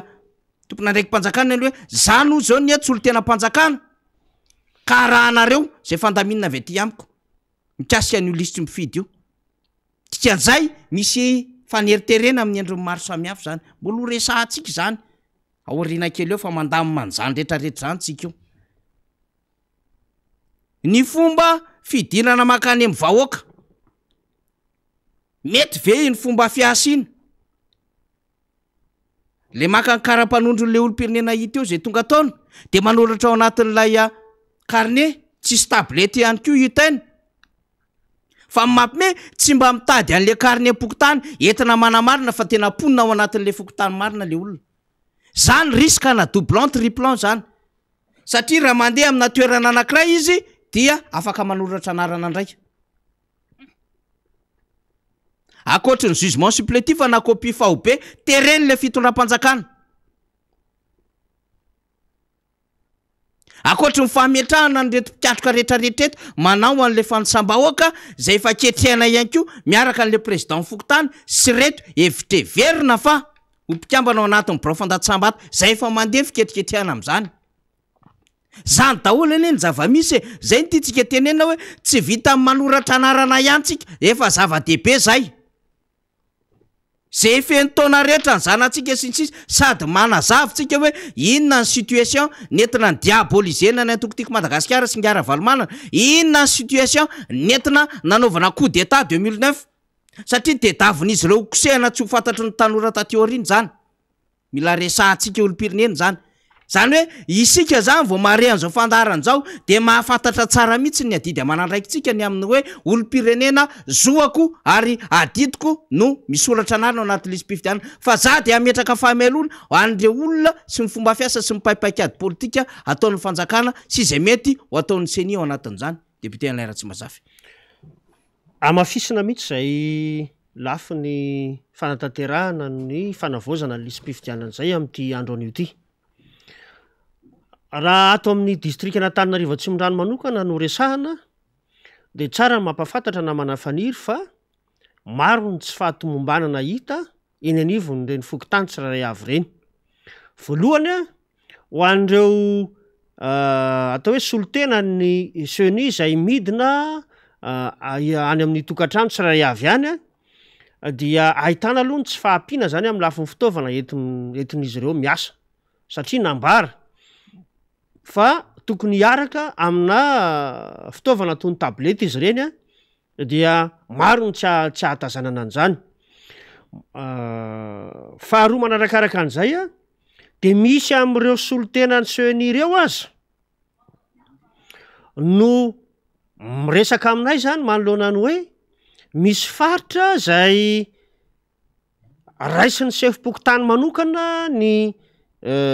famenona an'izany anaran'le olona mpifidy zany hoe lasa misy konokonona zany ataona tompona andraikitra eny anivon'ny fokotany fa tsy miasa araky ny tokony ho izy le atsotsika hoe CLRE na lay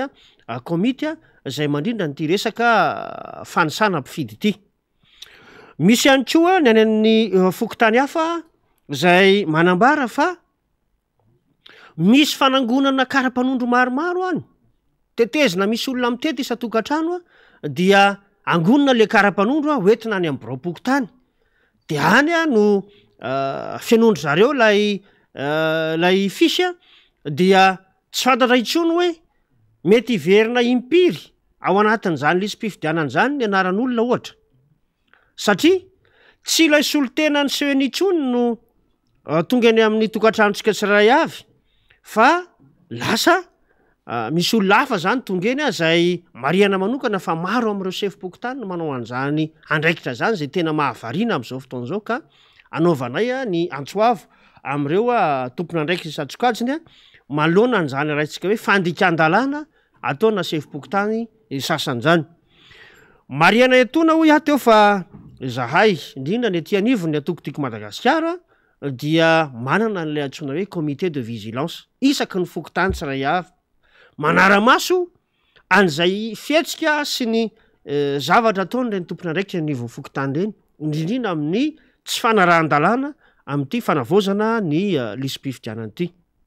Ary eto ihany koa no anetanana ny olom-pirenena rehetra tsy voatery ny avaty amin'ny atokotiko Madagasikara ihany fa itsika olom-pirenena rehetra de tokony ijoro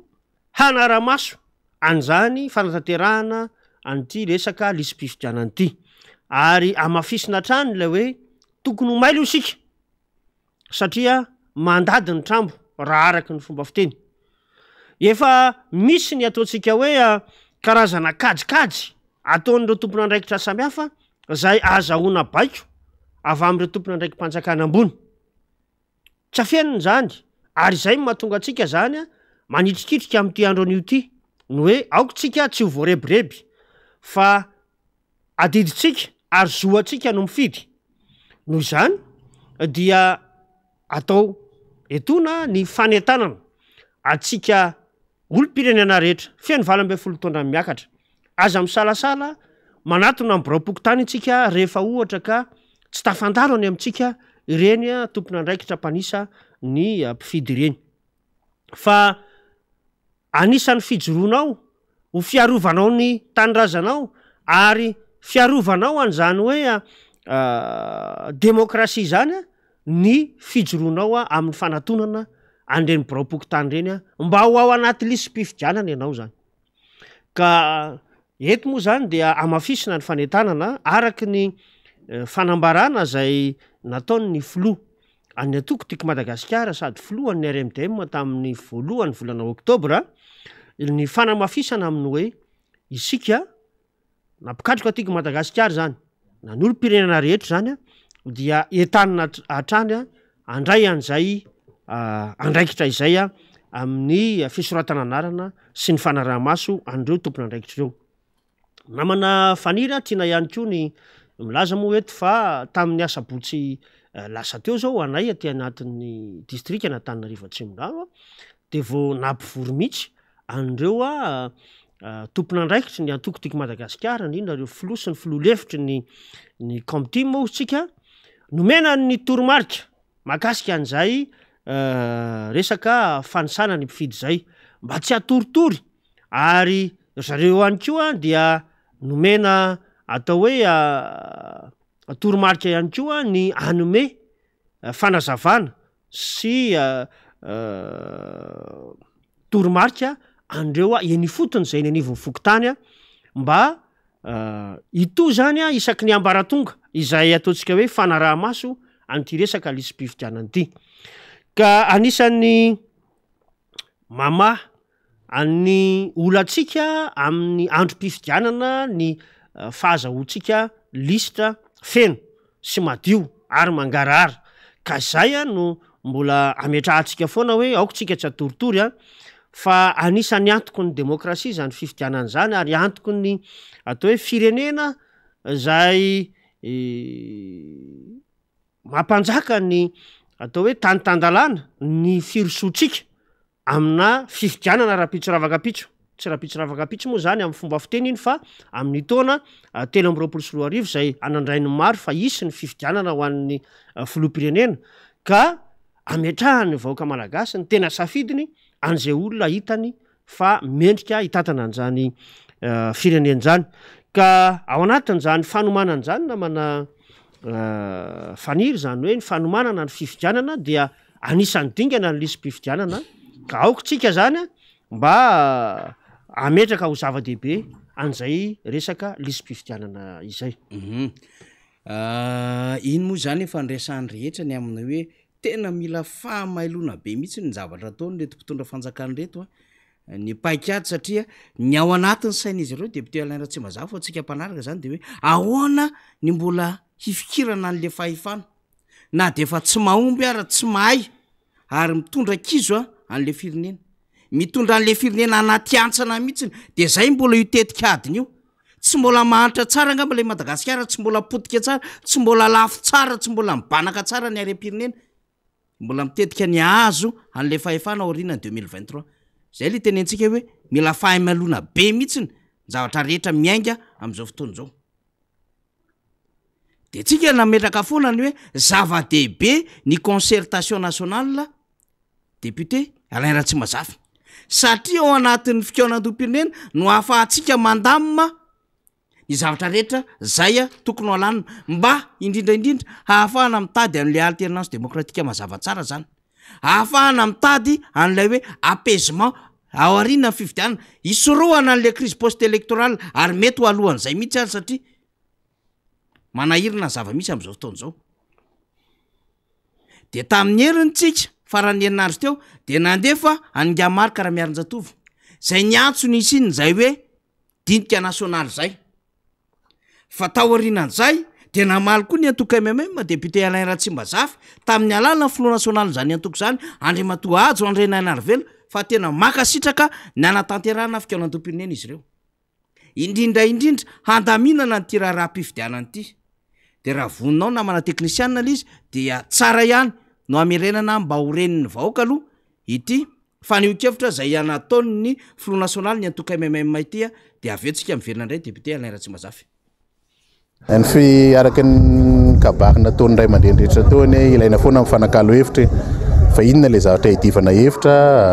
ho an'ny antoko malagasy miaramainga efa nyteny foana ny hoe tokony hifampidiniana mba hananana fifidianana madio sy mangarahara eto Madagasikara raha izay de tsisy antony tsy tokony hifampiresahana ary tokony hiresahana mihitsy satria io fifidianana io foana hatramin'izay no niteraka olana teto amin'ny firenena mazava tsara zay député Alain Ratsimazafy amin'ny hoe vonona zany hiditra anatin'izay fifampidinian'izay ny antoko MMM ary indrindrandrindra ny mahakasika ny fifidianana zay hoe madio hoekeny rehetra zay mba izy zay fangaraharaha-pifidianana zay satria hoy izy ny fifidianana no niteraka olana teto anivon'ny firenena hatramin'izay de miverina n'le fanambarany président Zafy Albert taloha isika PSON aminy ny amin'ny hoe ny crise post électorale no tena manahirana eto Madagasikara. Anisan'izany crise ny 2002 zay resahantsika hoy isika fa tsy coup d'état ho an'le olona le teny coup d'état ny 2002 de iny zao Andriamatoa Andrinana Velona miteny hoe manahirana lay olana ara-pifidianana eto Madagasikara. Zay anie io tadiaviny time, zay ny tadiavin'ny RMDM, zay io tadiavin'ny Vondrona Panorama, zay io tadiavin'ny HVM io, zay io tadiavin'ny FLN io, zay io tadiavin'ny MFM io, ny tadiavin'ny Teza. Tediavin'ny antoko amin'ny rehetrarehetra de mitady an'izay hoe ahoana ny afahantsika manao an'le concertation. Zava-dehibe zany. Ary antoko hatreto aloha zary député Alain Ratsimazafy mbola tsy naheno hoe nidéclaré ho opposition ny MMM fa raha mifahafantarantsika azy IRD izy mbola tsy rava le fiarahana am'le IRD eny aty amin'ny district moa zany le IRD ka de raha any amin'ny commune izy RK fa ataontsika hoe Irmar isika rehetra miaradi amin'ny any radio mbola tsy misy déclaré mihitsy ry zareo opposition ary mbola tsy rava le vondrona iombonan'izy ireo mbola misy le Armada zay ny départ n'lay fiovondronambe an'ireo antoko politika miaraka amin'Andriamatoa Iany Rajoelina. Dikan'izay misy mpanohana fitondrana zany miantso ny anaovana an'izay hoe fifampidiniana fifampiresahana concertation ihany dikan'izay dinika nasionaly ihany dikan'izay. Fa le TGV sisa sy olona vitsivitsy ao sisa io mbola miziriziry amin'ny heviny io fa amin'ny ankapobeny rehetra de efa marsa amin'izany hatramin'ny FFKM efa naneo fahavonona député Alain Ratsimazafy tsara nitondrana zay adevitra zay. Marina mihitsy zay namana faniry satria efa nisy dingana maro zay no nirosona amin'ny lafiny hoe fanomanana ny resaka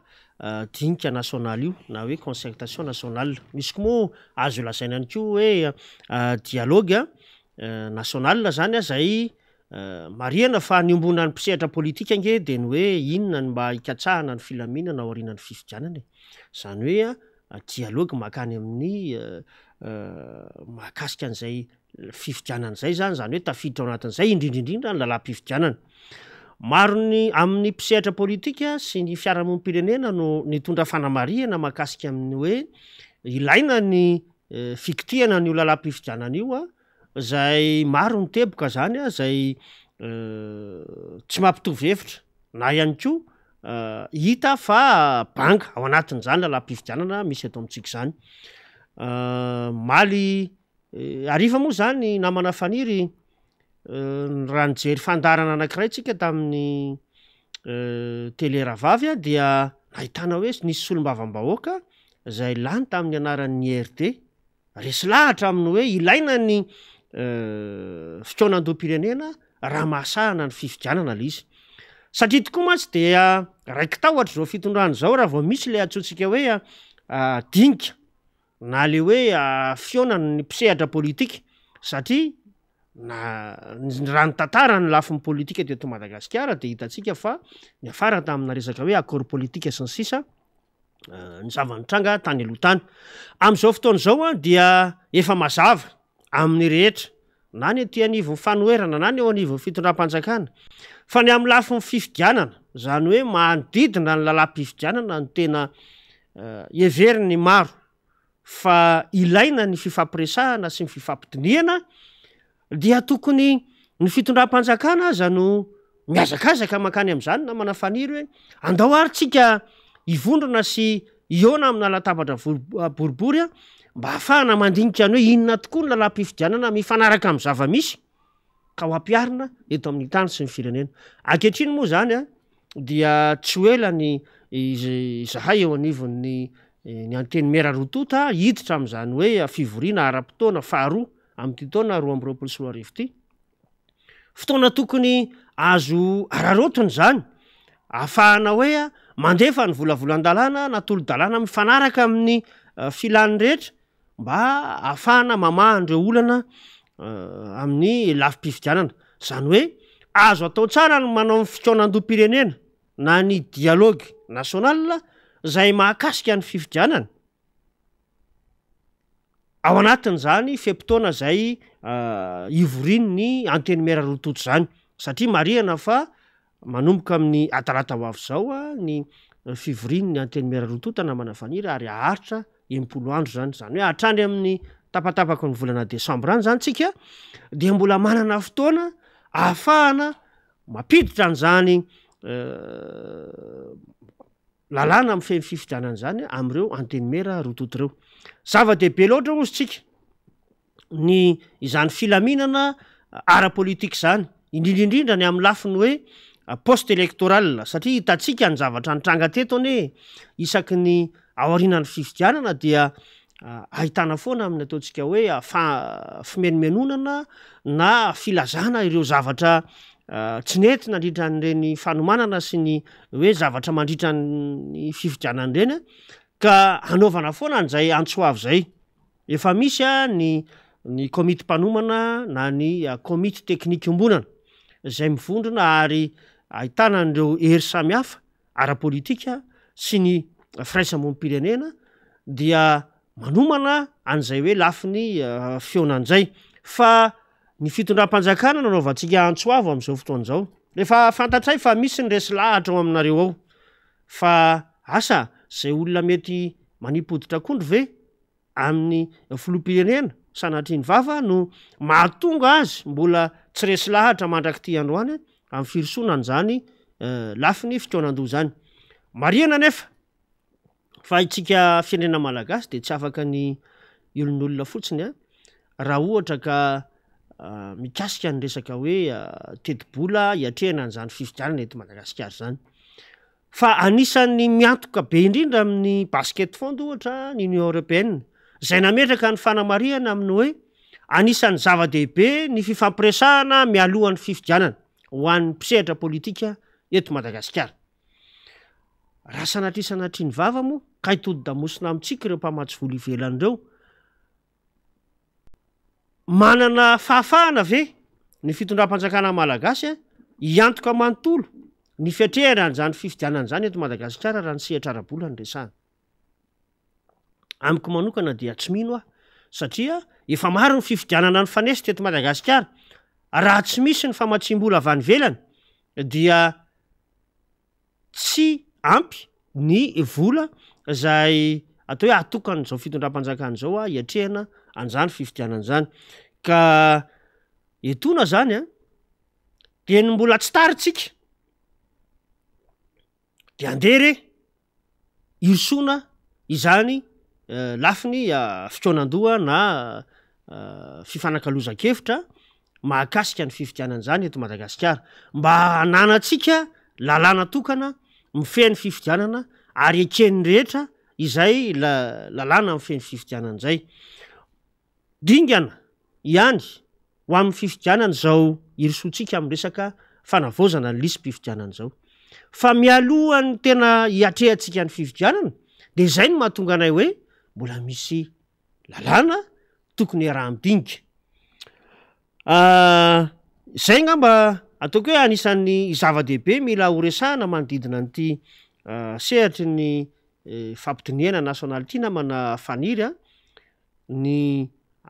hoe ahatonga saina ny eo anivon'ny fitondram-panjakana fa anisan'ny lalatokana zay everina fa ampilamina amin'ny firenena ny fisiny zany fiaraha-midinika zany ho tombotsoan'ny vahoaka malagasy ny antony lehibe zay mahatonga atsika manao antso tsy atao hoe tsy mijanona fa miantefa foana amin'ny olo-pirenena rehetra sy mpisehatra ara-politika indrindrindrindra izao fitondram-panjakana misy am'izao fotoana zao zava-dehibe tokoa ny afahantsika manao an'izay député Alain Ratsimazafy ny antony mahatonga atsika amin'ny tena zay de hoe efa karazany efa resa lahatra ny rehetra fa olona vitsivitsy zany sisy fa na le mpikambana ao anatin'ny antoka zany misy resy lahatra satria fantatra izy ireo fa hoe lalatokana tsy amin'ny fandaminana ny fifidianana ho avy irery ihany fa na amin'izy ireo ara de hoe zay koa no ahafahany misy fomba fitenenan'zay hoe manavy traina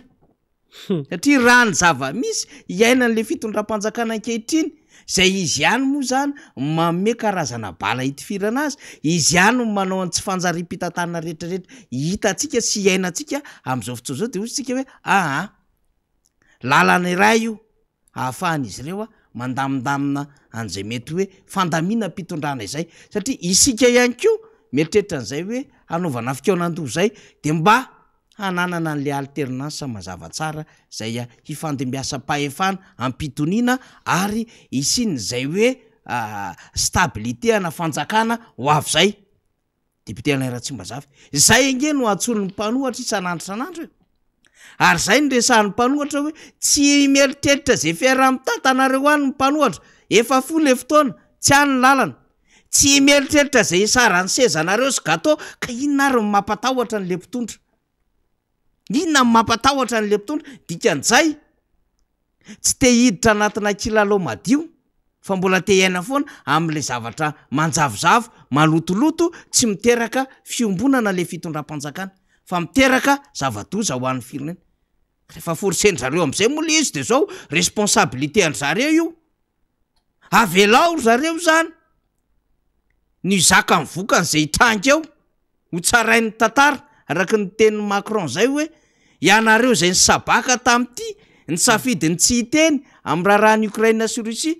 ka raha misy firenena anankiray eo akaiky eo tsy lavitra anareo ndeha hanafika anareo hamotika ny tanàna anareo de ametsiny sy atriraisam-pirenena ve ianareo hoe tsy niteny sady tsy mba niaro azy dikan'izay diso ianareo ary tsy vita ny diso fa tompon'andraikitra am'y zavatra sehon'ny tantara de zay ny atongavantsika ny teadevitra ray ty député Alain Ratsimbazafy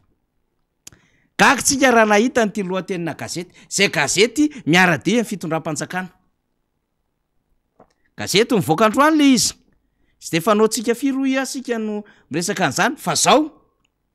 misy zavatra manaiky atsika ihany député Alain Ratsimbazafy zay le tiatsika tenena hoe oentinaiza tompoko le firenena session extraordinaire ozy izy de l'ONU le vote de Madagascar non concerté avec le président zava-dozy zany eo anatrehan'ny diplomatie de misy sariny anengony zareo an'izy ty gazety ty de miara-dia ny fitondram-panjakana fa nahataitra atsika nahita zavatra oatra zao misy sary ny mistera-ny raharaham-bahiny eo anosy zany hoe fivoriana ozy izy tsy ara-potoana ny ONU zany hoe organisation ny Nations Unies le vote de Madagascar ny latsabato natao Madagascar dia tsy ny fampiresahana tamin'ny flou tsy ny fampidiniana tamin'ny filoham-pirenena non concerté avec le président tena gagitsika député Alain Ratsimbazafy fa inona ary ty io tsy hoe tamy larobia na tamy lakamisy na tamy zoma fa gazety nivoaka androany io tompoko lundi 17 octobre 2022 eo am'y sehatra iraisam-pirenena ve de nany fanapaha-kevitra raisy Madagasikara ara de mbola adevitra ohatran'izao efa tamy 12 octobre anie le vote tosika sao de misy diversion ary zany resaka zany ka afa ny nataon'ny tanana afa ny tenen'ny vava de ty misy lahatsoratra anankiray indray député Alain Ratsimbazafy de afa ndray ny tenen'ny PM zany arak' ty avoakany aktoy anankiray ty conflit ozy izy russo-ukrainien conflit russo-ukrainien ukrainien zay le izy vote à l'ONU latsabato tany amin'ny ONU de zao Madagascar ne prend aucun parti affirme le PM zany hoe i Madagascar dia tsy niandany amin'ny atsina any aro tsy nanao fiandanina tamin'isa ho ny PM zany hoe nandiso an'le latsabato le tao anatin'le firenena 370 laya nanameloka n'laya annexion nataon'ny Rosianina zany tam'le firenena kely tam'le tanàna anakefatra tany Ukrainianina zany Ukraine zany zay nanaova Madagascar latsabato tao anatin'le firenena 370 hoe manameloka ny nataon'ny Rosia zay tamin'iny annexion iny zay nanaovana référendum mafopofopolo de ato le PM amiteny ne prend aucun parti affirme le PM ty zany de mbola manamafy an'le hoe tsy mendany ny aty sy ny aroa mbola le position misabaka nefa izy manao voty atsy eo amin'ny sehatriraisam-pirenena izy manao voty mikondamné an'le Russie tam 12 octobre 35 pays nanao abstention ny 5 ao manaika ny amin'ny rariny hoe zavatra nataon'ny Russie de Belarus ao anatin'izay Korea Avaratra ao anatin'izay izy ao anatin'izay Turquie ao anatin'izay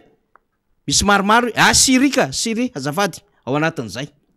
de ampidiro any amin'ny article nge faly raha possible misy zavatra tiatsika raisina kely ao anatin'le article le namanty any ay fahafahafa le izy tena hafahafa be efa tsy azo kosehany amin'ny sehatriraisam-pirenena io Madagasikara Belarus Russia Nicaragua dia Syrie de Korea Avaratra reo zany no pomban'ny Russie hoe nety ny référendum annexion iny fa hoan'ilay nanameloka ny Russie de firenena 370 donc anisan'izany Madagasikara député anay Ratsy Mazafy io tamin'ny 12 octobre session extraordinaire ny Nations Unies de eto atoerana ndray milaza le PM fa tsy maka parti an'izany amin'izy tsika tamin'ny voalohany sabaka nanao abstention faharoa contre ny Russie satria ve nanao fanambarana le fédération ny Russie amin'le ambassadeur ny teto Madagasikara tamin'ny faran'ny herinandro teo de eto ndray milaza fa tsy miconcerté ny anaraka tamin'ny filoha ino zany diversion be da be zany ino zany diplomatie kitoto zany le filoha nge zany tsangan'olo le misolo tena Madagasikara eo amin'ny rafitry ny firenena mikambana amin'izao tontolo zao de omena tsiny ve zany le solo tena Madagasikara le nanao an'le vote de inona no hanaingona ny sary ny MAE zany zao ny bouc émissaire ny MAE ve zany zao ny fusible ao anatin'izao raharaha zao diplomatie kitoto ny ataon'le fitondram-panjakana député anay Ratsy Mazafy ary mahamenatra eo amin'ny sehatra iraisam-pirenena zany aiza misy filoham-pirenena tsy ahafantatra ny position iangazena n'le firenena anankiray nefa fantatra fa hoe isy session extraordinaire ny Nations Unies amin'ny 12 octobre de zay ny tenentsika hoe tena tsy ny manitondra fanjakana reto olo reto tena ohatrany hoe épicerie na association ny eritreretiny an'le Madagasikara rangaha de misavoritaka hafa ny an'le PM tsy misafidy amin'ny andaniny any aroa ony de manderitreritra ihany tsika zafady sao de meritreritra raha fa misy sosoraitsina any amin'ny Russie hanohana amin'ny élection présidentielle 2023 nefa avato amin'ny vodiny européenne nato no manohana marimarina kokoa an'le vola etrehany amin'ny fividiana io manko mbola ambesatsika amin'le loi de finance ho avy eo député anay Ratsy Mazafy ohatriny nano atokany fanjakana amin'le loi de finance initiale etrehana ny élection 2023 satria misy toro anankiroa raha tokony izy premier tour de deuxième tour mbola tsy hitentsika hoe izy communal ave satria saorina zay 2024 vo izy de hitantsika eo le vola mety tsy ampy ny vola amin'ny fanjakana tsy maintsy angataka any amin'ny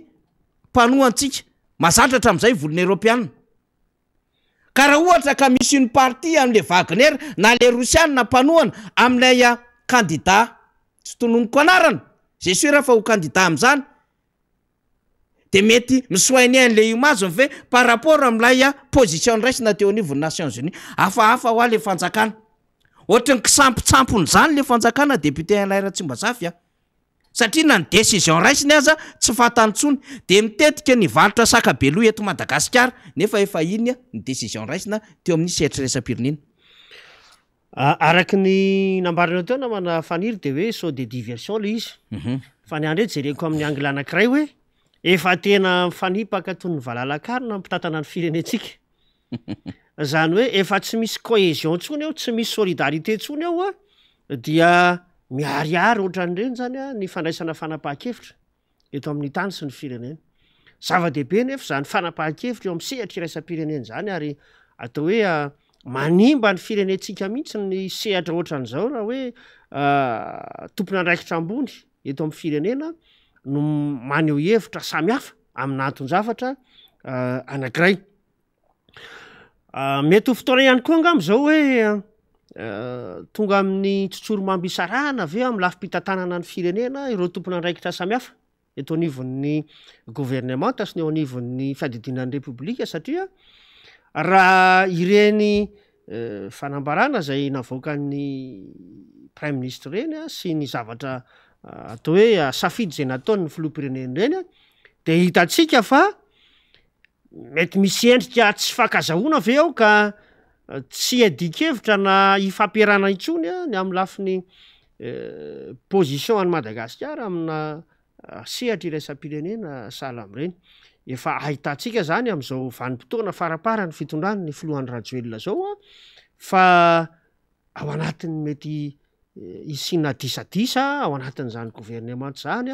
ahitana tsy fankazahoana ary tsy ahitana fitovikevitra itsony am'izay lafiny hoe hitantanana ny fireneny zany ka io moa hitantsika eo ihany miandalana namana faniry ny fiatraikany zany lafiny fandraisana fanapahan-kevitra samihafa zany amin'ny lafiny diplomasia satria anisan'ny zava-dehibe ny fiandrianana zany diplomasia iraisam-pirenena zany kanefa dia toaky toto ny fomba handraisana an'izany fanapahan-kevitra zany eto amintsika. Mahavarina de mahavarina le izy ary mahakely fanantenana zany ho an'ny vahoaka malagasy reny zavatra miseho reny. Eto moa tsika zany zao mametraka amin'ny hoe lalana izoran'ny firenena amin'ny taona 2024 namana faniry ny lafim-pifidianana de mipetraka koa ny fanontaniana am'izao fotoan'izao hoe tena hanambola tokoa hoe ny fitondram-panjakana araky ny fanambarako teo hiatrehanany zany fifidianana zany. Tsy ela de ahiditra amin'ny fivoriana ara-potoana ny solombavam-bahoaka amin'ny atalata ho avy zao zay ataontsika hoe session budgétaire izy io na fivoriana zany ara-potoana zay miopana indrindra amin'ny resaka teti-bolam-panjakana hiatrehana ny taona 2024. Amiko manokana dia zava-dehibe ny fijerena akaika ao anatin'izany teti-bolam-panjakana zany no hoe atraiza na ohatrinona no zakany fitondram-panjakana hiatrehana ny fifidianana eto Madagasikara. Ary ny faharoa de hoe manahoana ny mbola subvention na fanampiana ataon'ity fanjakana ity ho amin'ny jirama zay fantatsika fa tsy mbola ahitana vahaolana mandrak'ity androany. Kanefa dia tsara ny mampita an'izany ho antsika vahoaka malagasy fa efa manodidina ny 500 miliara ariary ane zao ny vola zay anampiana no jirama io ho fampidonana an'izany jirama zany kanefa dia miaina ao anatin'ny delestage foantsika. Fahatelo manarakaraka an'izay ihany koa zay ilana fijerena akaika ao anatin'izany teti-bolam-panjakana zany de ny mahakasika ny lafiny sosialy. Lafiny sosialy satria efa mandindona ireny fanambarana nataon'ny vondrona iraisam-pirenena reny mahakasika ny hoe ahina no isin'ny kere mafy any amin'iny faritra atsimo iny. Tena mitsinjo an'izany ve ny fitondram-panjakana malagasy ka amany olana amin'ny lafiny ara-tsosialy any amin'iny faritra atsimo iny hiatrehana an'izany kere zany satria ahina zany ny vokatry ny ahitany misy am'izao fotoan'izao sy ny mbola ho avy dia somary ho lavalava zay atao hoe fepitoana tsy mbola irotsahan'ny orana zay ny toerana ka mety tsy ahitana am'sehatra famokarana manahoana any am'izany faritra izany. Ka ireo atao hoe teboka anankitelo ireo ny amin'ny lafiny fifidianana ny mahakasika ny jirama ny lafiny sosialim-bahoaka reo zany dia anisan'ny teboka lehibe zay tokony anokana ny fitondram-panjakana an'izany hoe teti-bola izany manokana zany mba hiatrehana an'izany taona 2024 zany. Eo koa moa zany amin'ny maha hoe fotoam-pivoriana ara-potoana azy dia andalo ny anivon'ny anteny miarototo ny mahakasika ny karazana tolo-dalàna sy ny volavolan-dalàna samihafa fa ho antsika ty anivon'ny atao hoe ny solombavam-bahoaka zay voafidy tamin'ny anarany tokotiky Madagasikara dia mametoky atsika vahoaka malagasy zay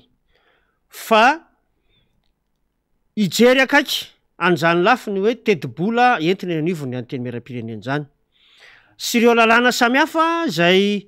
atao hoe ny mahasoa ny vahoaka malagasy no hanangananay tanana sy hofidinay amin'ny androny fifidianana na fakatoavana areo lalàna zay andalo eny anivony anteny miram-pireneny fa izay kosa de tsy raitsy kombakomba am'ireo lalàna zay mety hiteraka olana ho an'ny malagasy na lalàna zay mampiahiana mampieritreritra indrindrindra amin'ny lafiny hoe lalàna zay mety hiteraka amin'ny hoe tsy fanomezana ny ataontsika hoe ny asiny zany sotoavina mahamalagasy zany satria irentsika atao ao fa maro ireo volavolan-dalàna zay misy mampiditra na manosika eny anivon'zany anteny miram-pireneny zany zay hita sy tsapa fa tsy mifanaraka amin'ny sotoavina mahamalagasy sy ny maha kristianina dia eo zany no hanomezanay toko sahady ho atsika vahoaka malagasy ny fijoroany ny solombavam-bahoaka voafidy tamin'ny anarany atokotiako Madagasikara eny fa na de vitsanisa ary zay dia mijoro hatrany am'izay fiarovana ny soa ho an'ny vahoaka malagasy zay mba tsy ho tratra ny velam-pandrika sanatria mivava ao anatina lalàna mety hamotika ny firenentsika ao ariny maraparanantsika am'izay ara ny fandarina satria efa somary lavalava ny zavatra mifampiresantsika teo député Alain Ratsimazafy de ny ampetrapetrahantsika tsara ny adevitra zany faraparany amin'ny hoe mijoro hatrany ny solombam-bahoaka avy amin'ny antokotiko Madagasikara ary raha pitso araky ny ambarany lalam-pandrenana ny fivoriana faharoany anteny miram-pirenena ka ny talata fahatelo ny volana anatin'ny volana oktobra zany no anatanterahana zany dia fahavalo ny volana fahavalo ambin'ny folo ny volana oktobra zany 2024 hanatanterahana zany fivoriana anteny miram-pirenena betsaka ny adevitra zay andrasantsika eo anatin'izay mazava ny tenen'ny député Alain Ratsimazafy teo fa anisan'ny adevitra tena andrasana ao anatiny ty fivoriana zay session budgétaire na handinihana ny teti-bola-panjakana ho avy ty député Alain Ratsimazafy dia anisany aloha voalohany indrindra le hoe ho lancena am'izay le PM plan émergence Madagasikara na hoe planina ento mampandrosa ny Madagasikara ho lancena am'izay io zavatra io de ho hitantsika eo le izy ny amin'ny hoe ho tafiditra ao anatin'ny teti-bola-panjakana avokoa ve reo zavatra zay resahana anatin'izany PM zany satria io no ambaran'ny filohan'ny repoblika mandrakariva fa entina ampandrosoana an'le Madagasikara ny PM aza moa na agaga na hita lohateny gazety anankiray tamin'ny faran'ny herinandro hoe hijery ny drafitra na hoe amin'ny paikady ampandrosoana ny Madagasikara aty am'le taona fahaefatra am'le mandat anankiray mbola mikarika paikady zany hoe tsy niomana am'izay paikady tena hitondrana ny firenena mihitsiny le fanjakana raha ty mbola miketrika an'izany zay voalohany faharoa ho hitantsika ao anatin'lay teti-bola-panjakana reto foto-drafitra asa be da be ampanantenaina fa tokony hanomboka farany taona reto ohatra autoroute Antananarivo Tomasina ho hita ao anatin'ny teti-bola-panjakana ve zany ary raha ho hita ao ohatriny zany satria arahana am'zareo Egyptianina ny Tanamasoandro ohatriny nanomanina ao anatin'izay ndray ho any 2023 satria tsy maintsy miketriketrika am'izay le fitondram-panjakana zay miaraka amin'ny Dubai Abu Dhabi ho hitantsika ao avokoa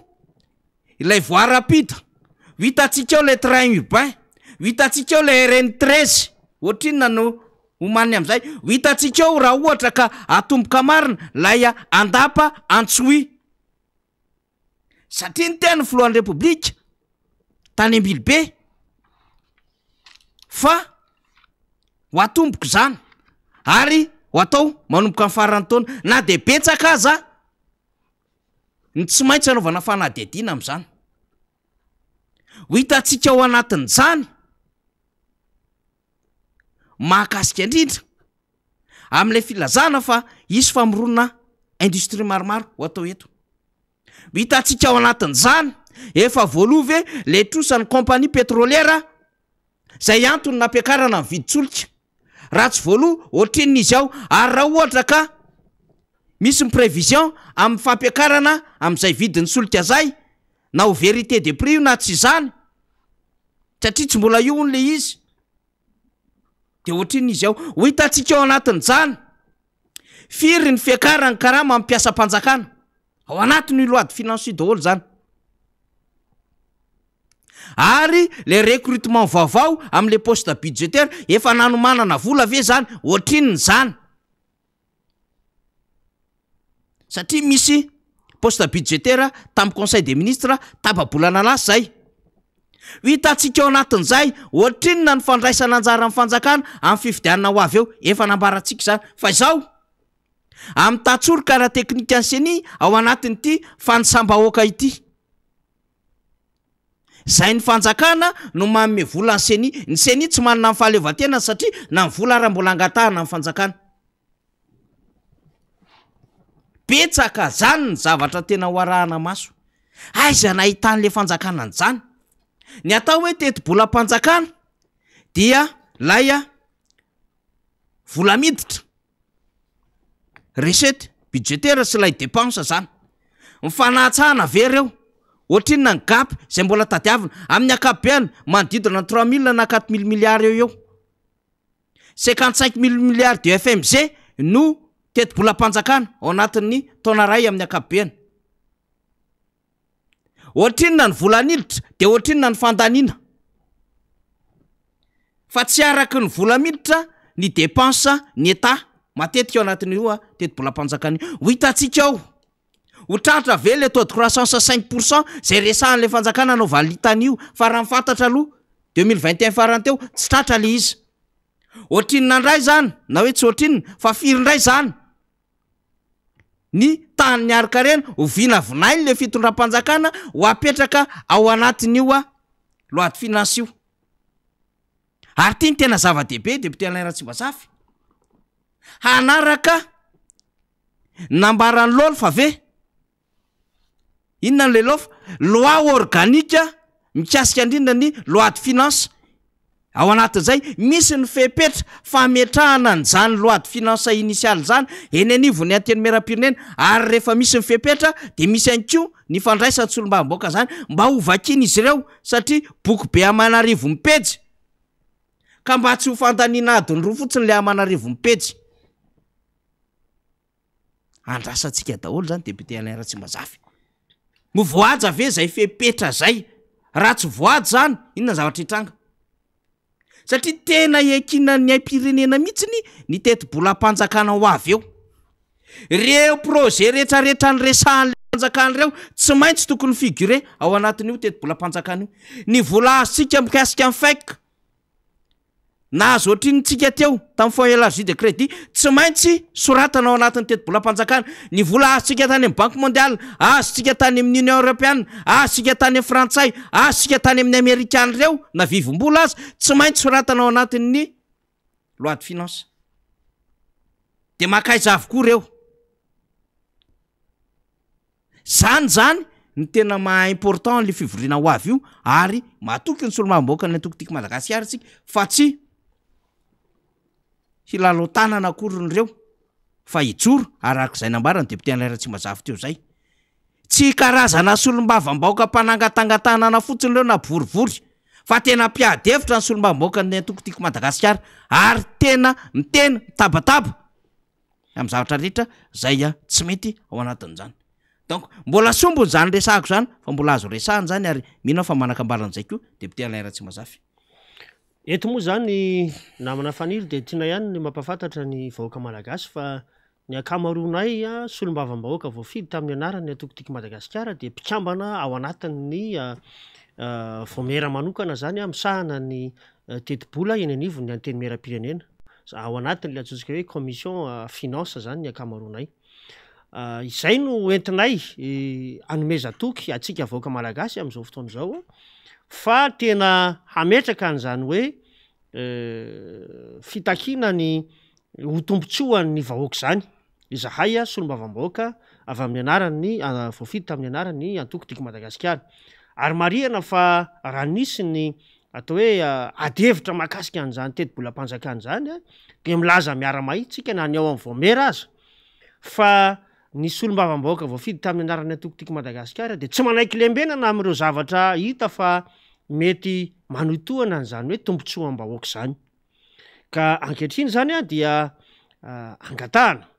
ny atongavana ara-potoana izany antotantaratasy mirakitra ny teti-bolam-panjakana zany a mba hodiniana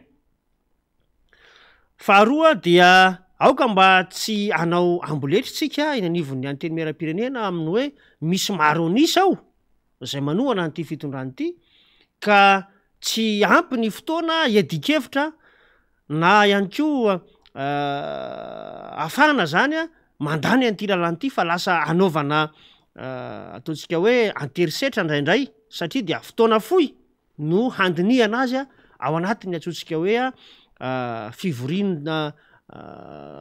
lehibe zay iarahany be sy maro afahany be sy maro manatrika na ny science plein air fa mba aoka andeha tsara ny adevitra ary tena fikatsahana marina ny tombontsoan'ny vahoaka malagasy ny jorotsika solombavam-bahoaka satria zay no nametrahany vahoaka atsika am'izany hoe toerana ma solombavam-bahoaka izay eto ampamaranana moa satria efa somary lasalasa ihany tsika namana faniry dia misy afatra kely ampitraina zany amitsika manoloana ny hoe fanavozana ihany an'ity resaka lisy-pifidianana ity satria amaraparana ny anjara fitenenana ny tenako de ny hoe mba tsy atoritory isika olo-pirenena feno 20 taonany miakatra fa handray andraikitra manoloana n'zay le hoe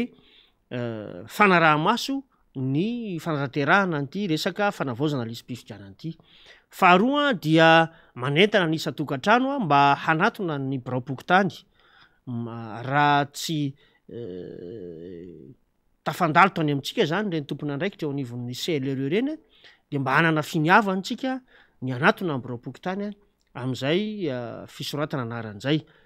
fahatelo dia aokotsika mba hitaky eny anivon'ny fokotany tsiraray avy mialohan'ny amaranana an'zany lisy-pifidianana zany ny mba hanaovana ny petadrindrina ho an'ny lisy-pifidianana ataontsika hoe vakiraoka na mialohan'ny famaranana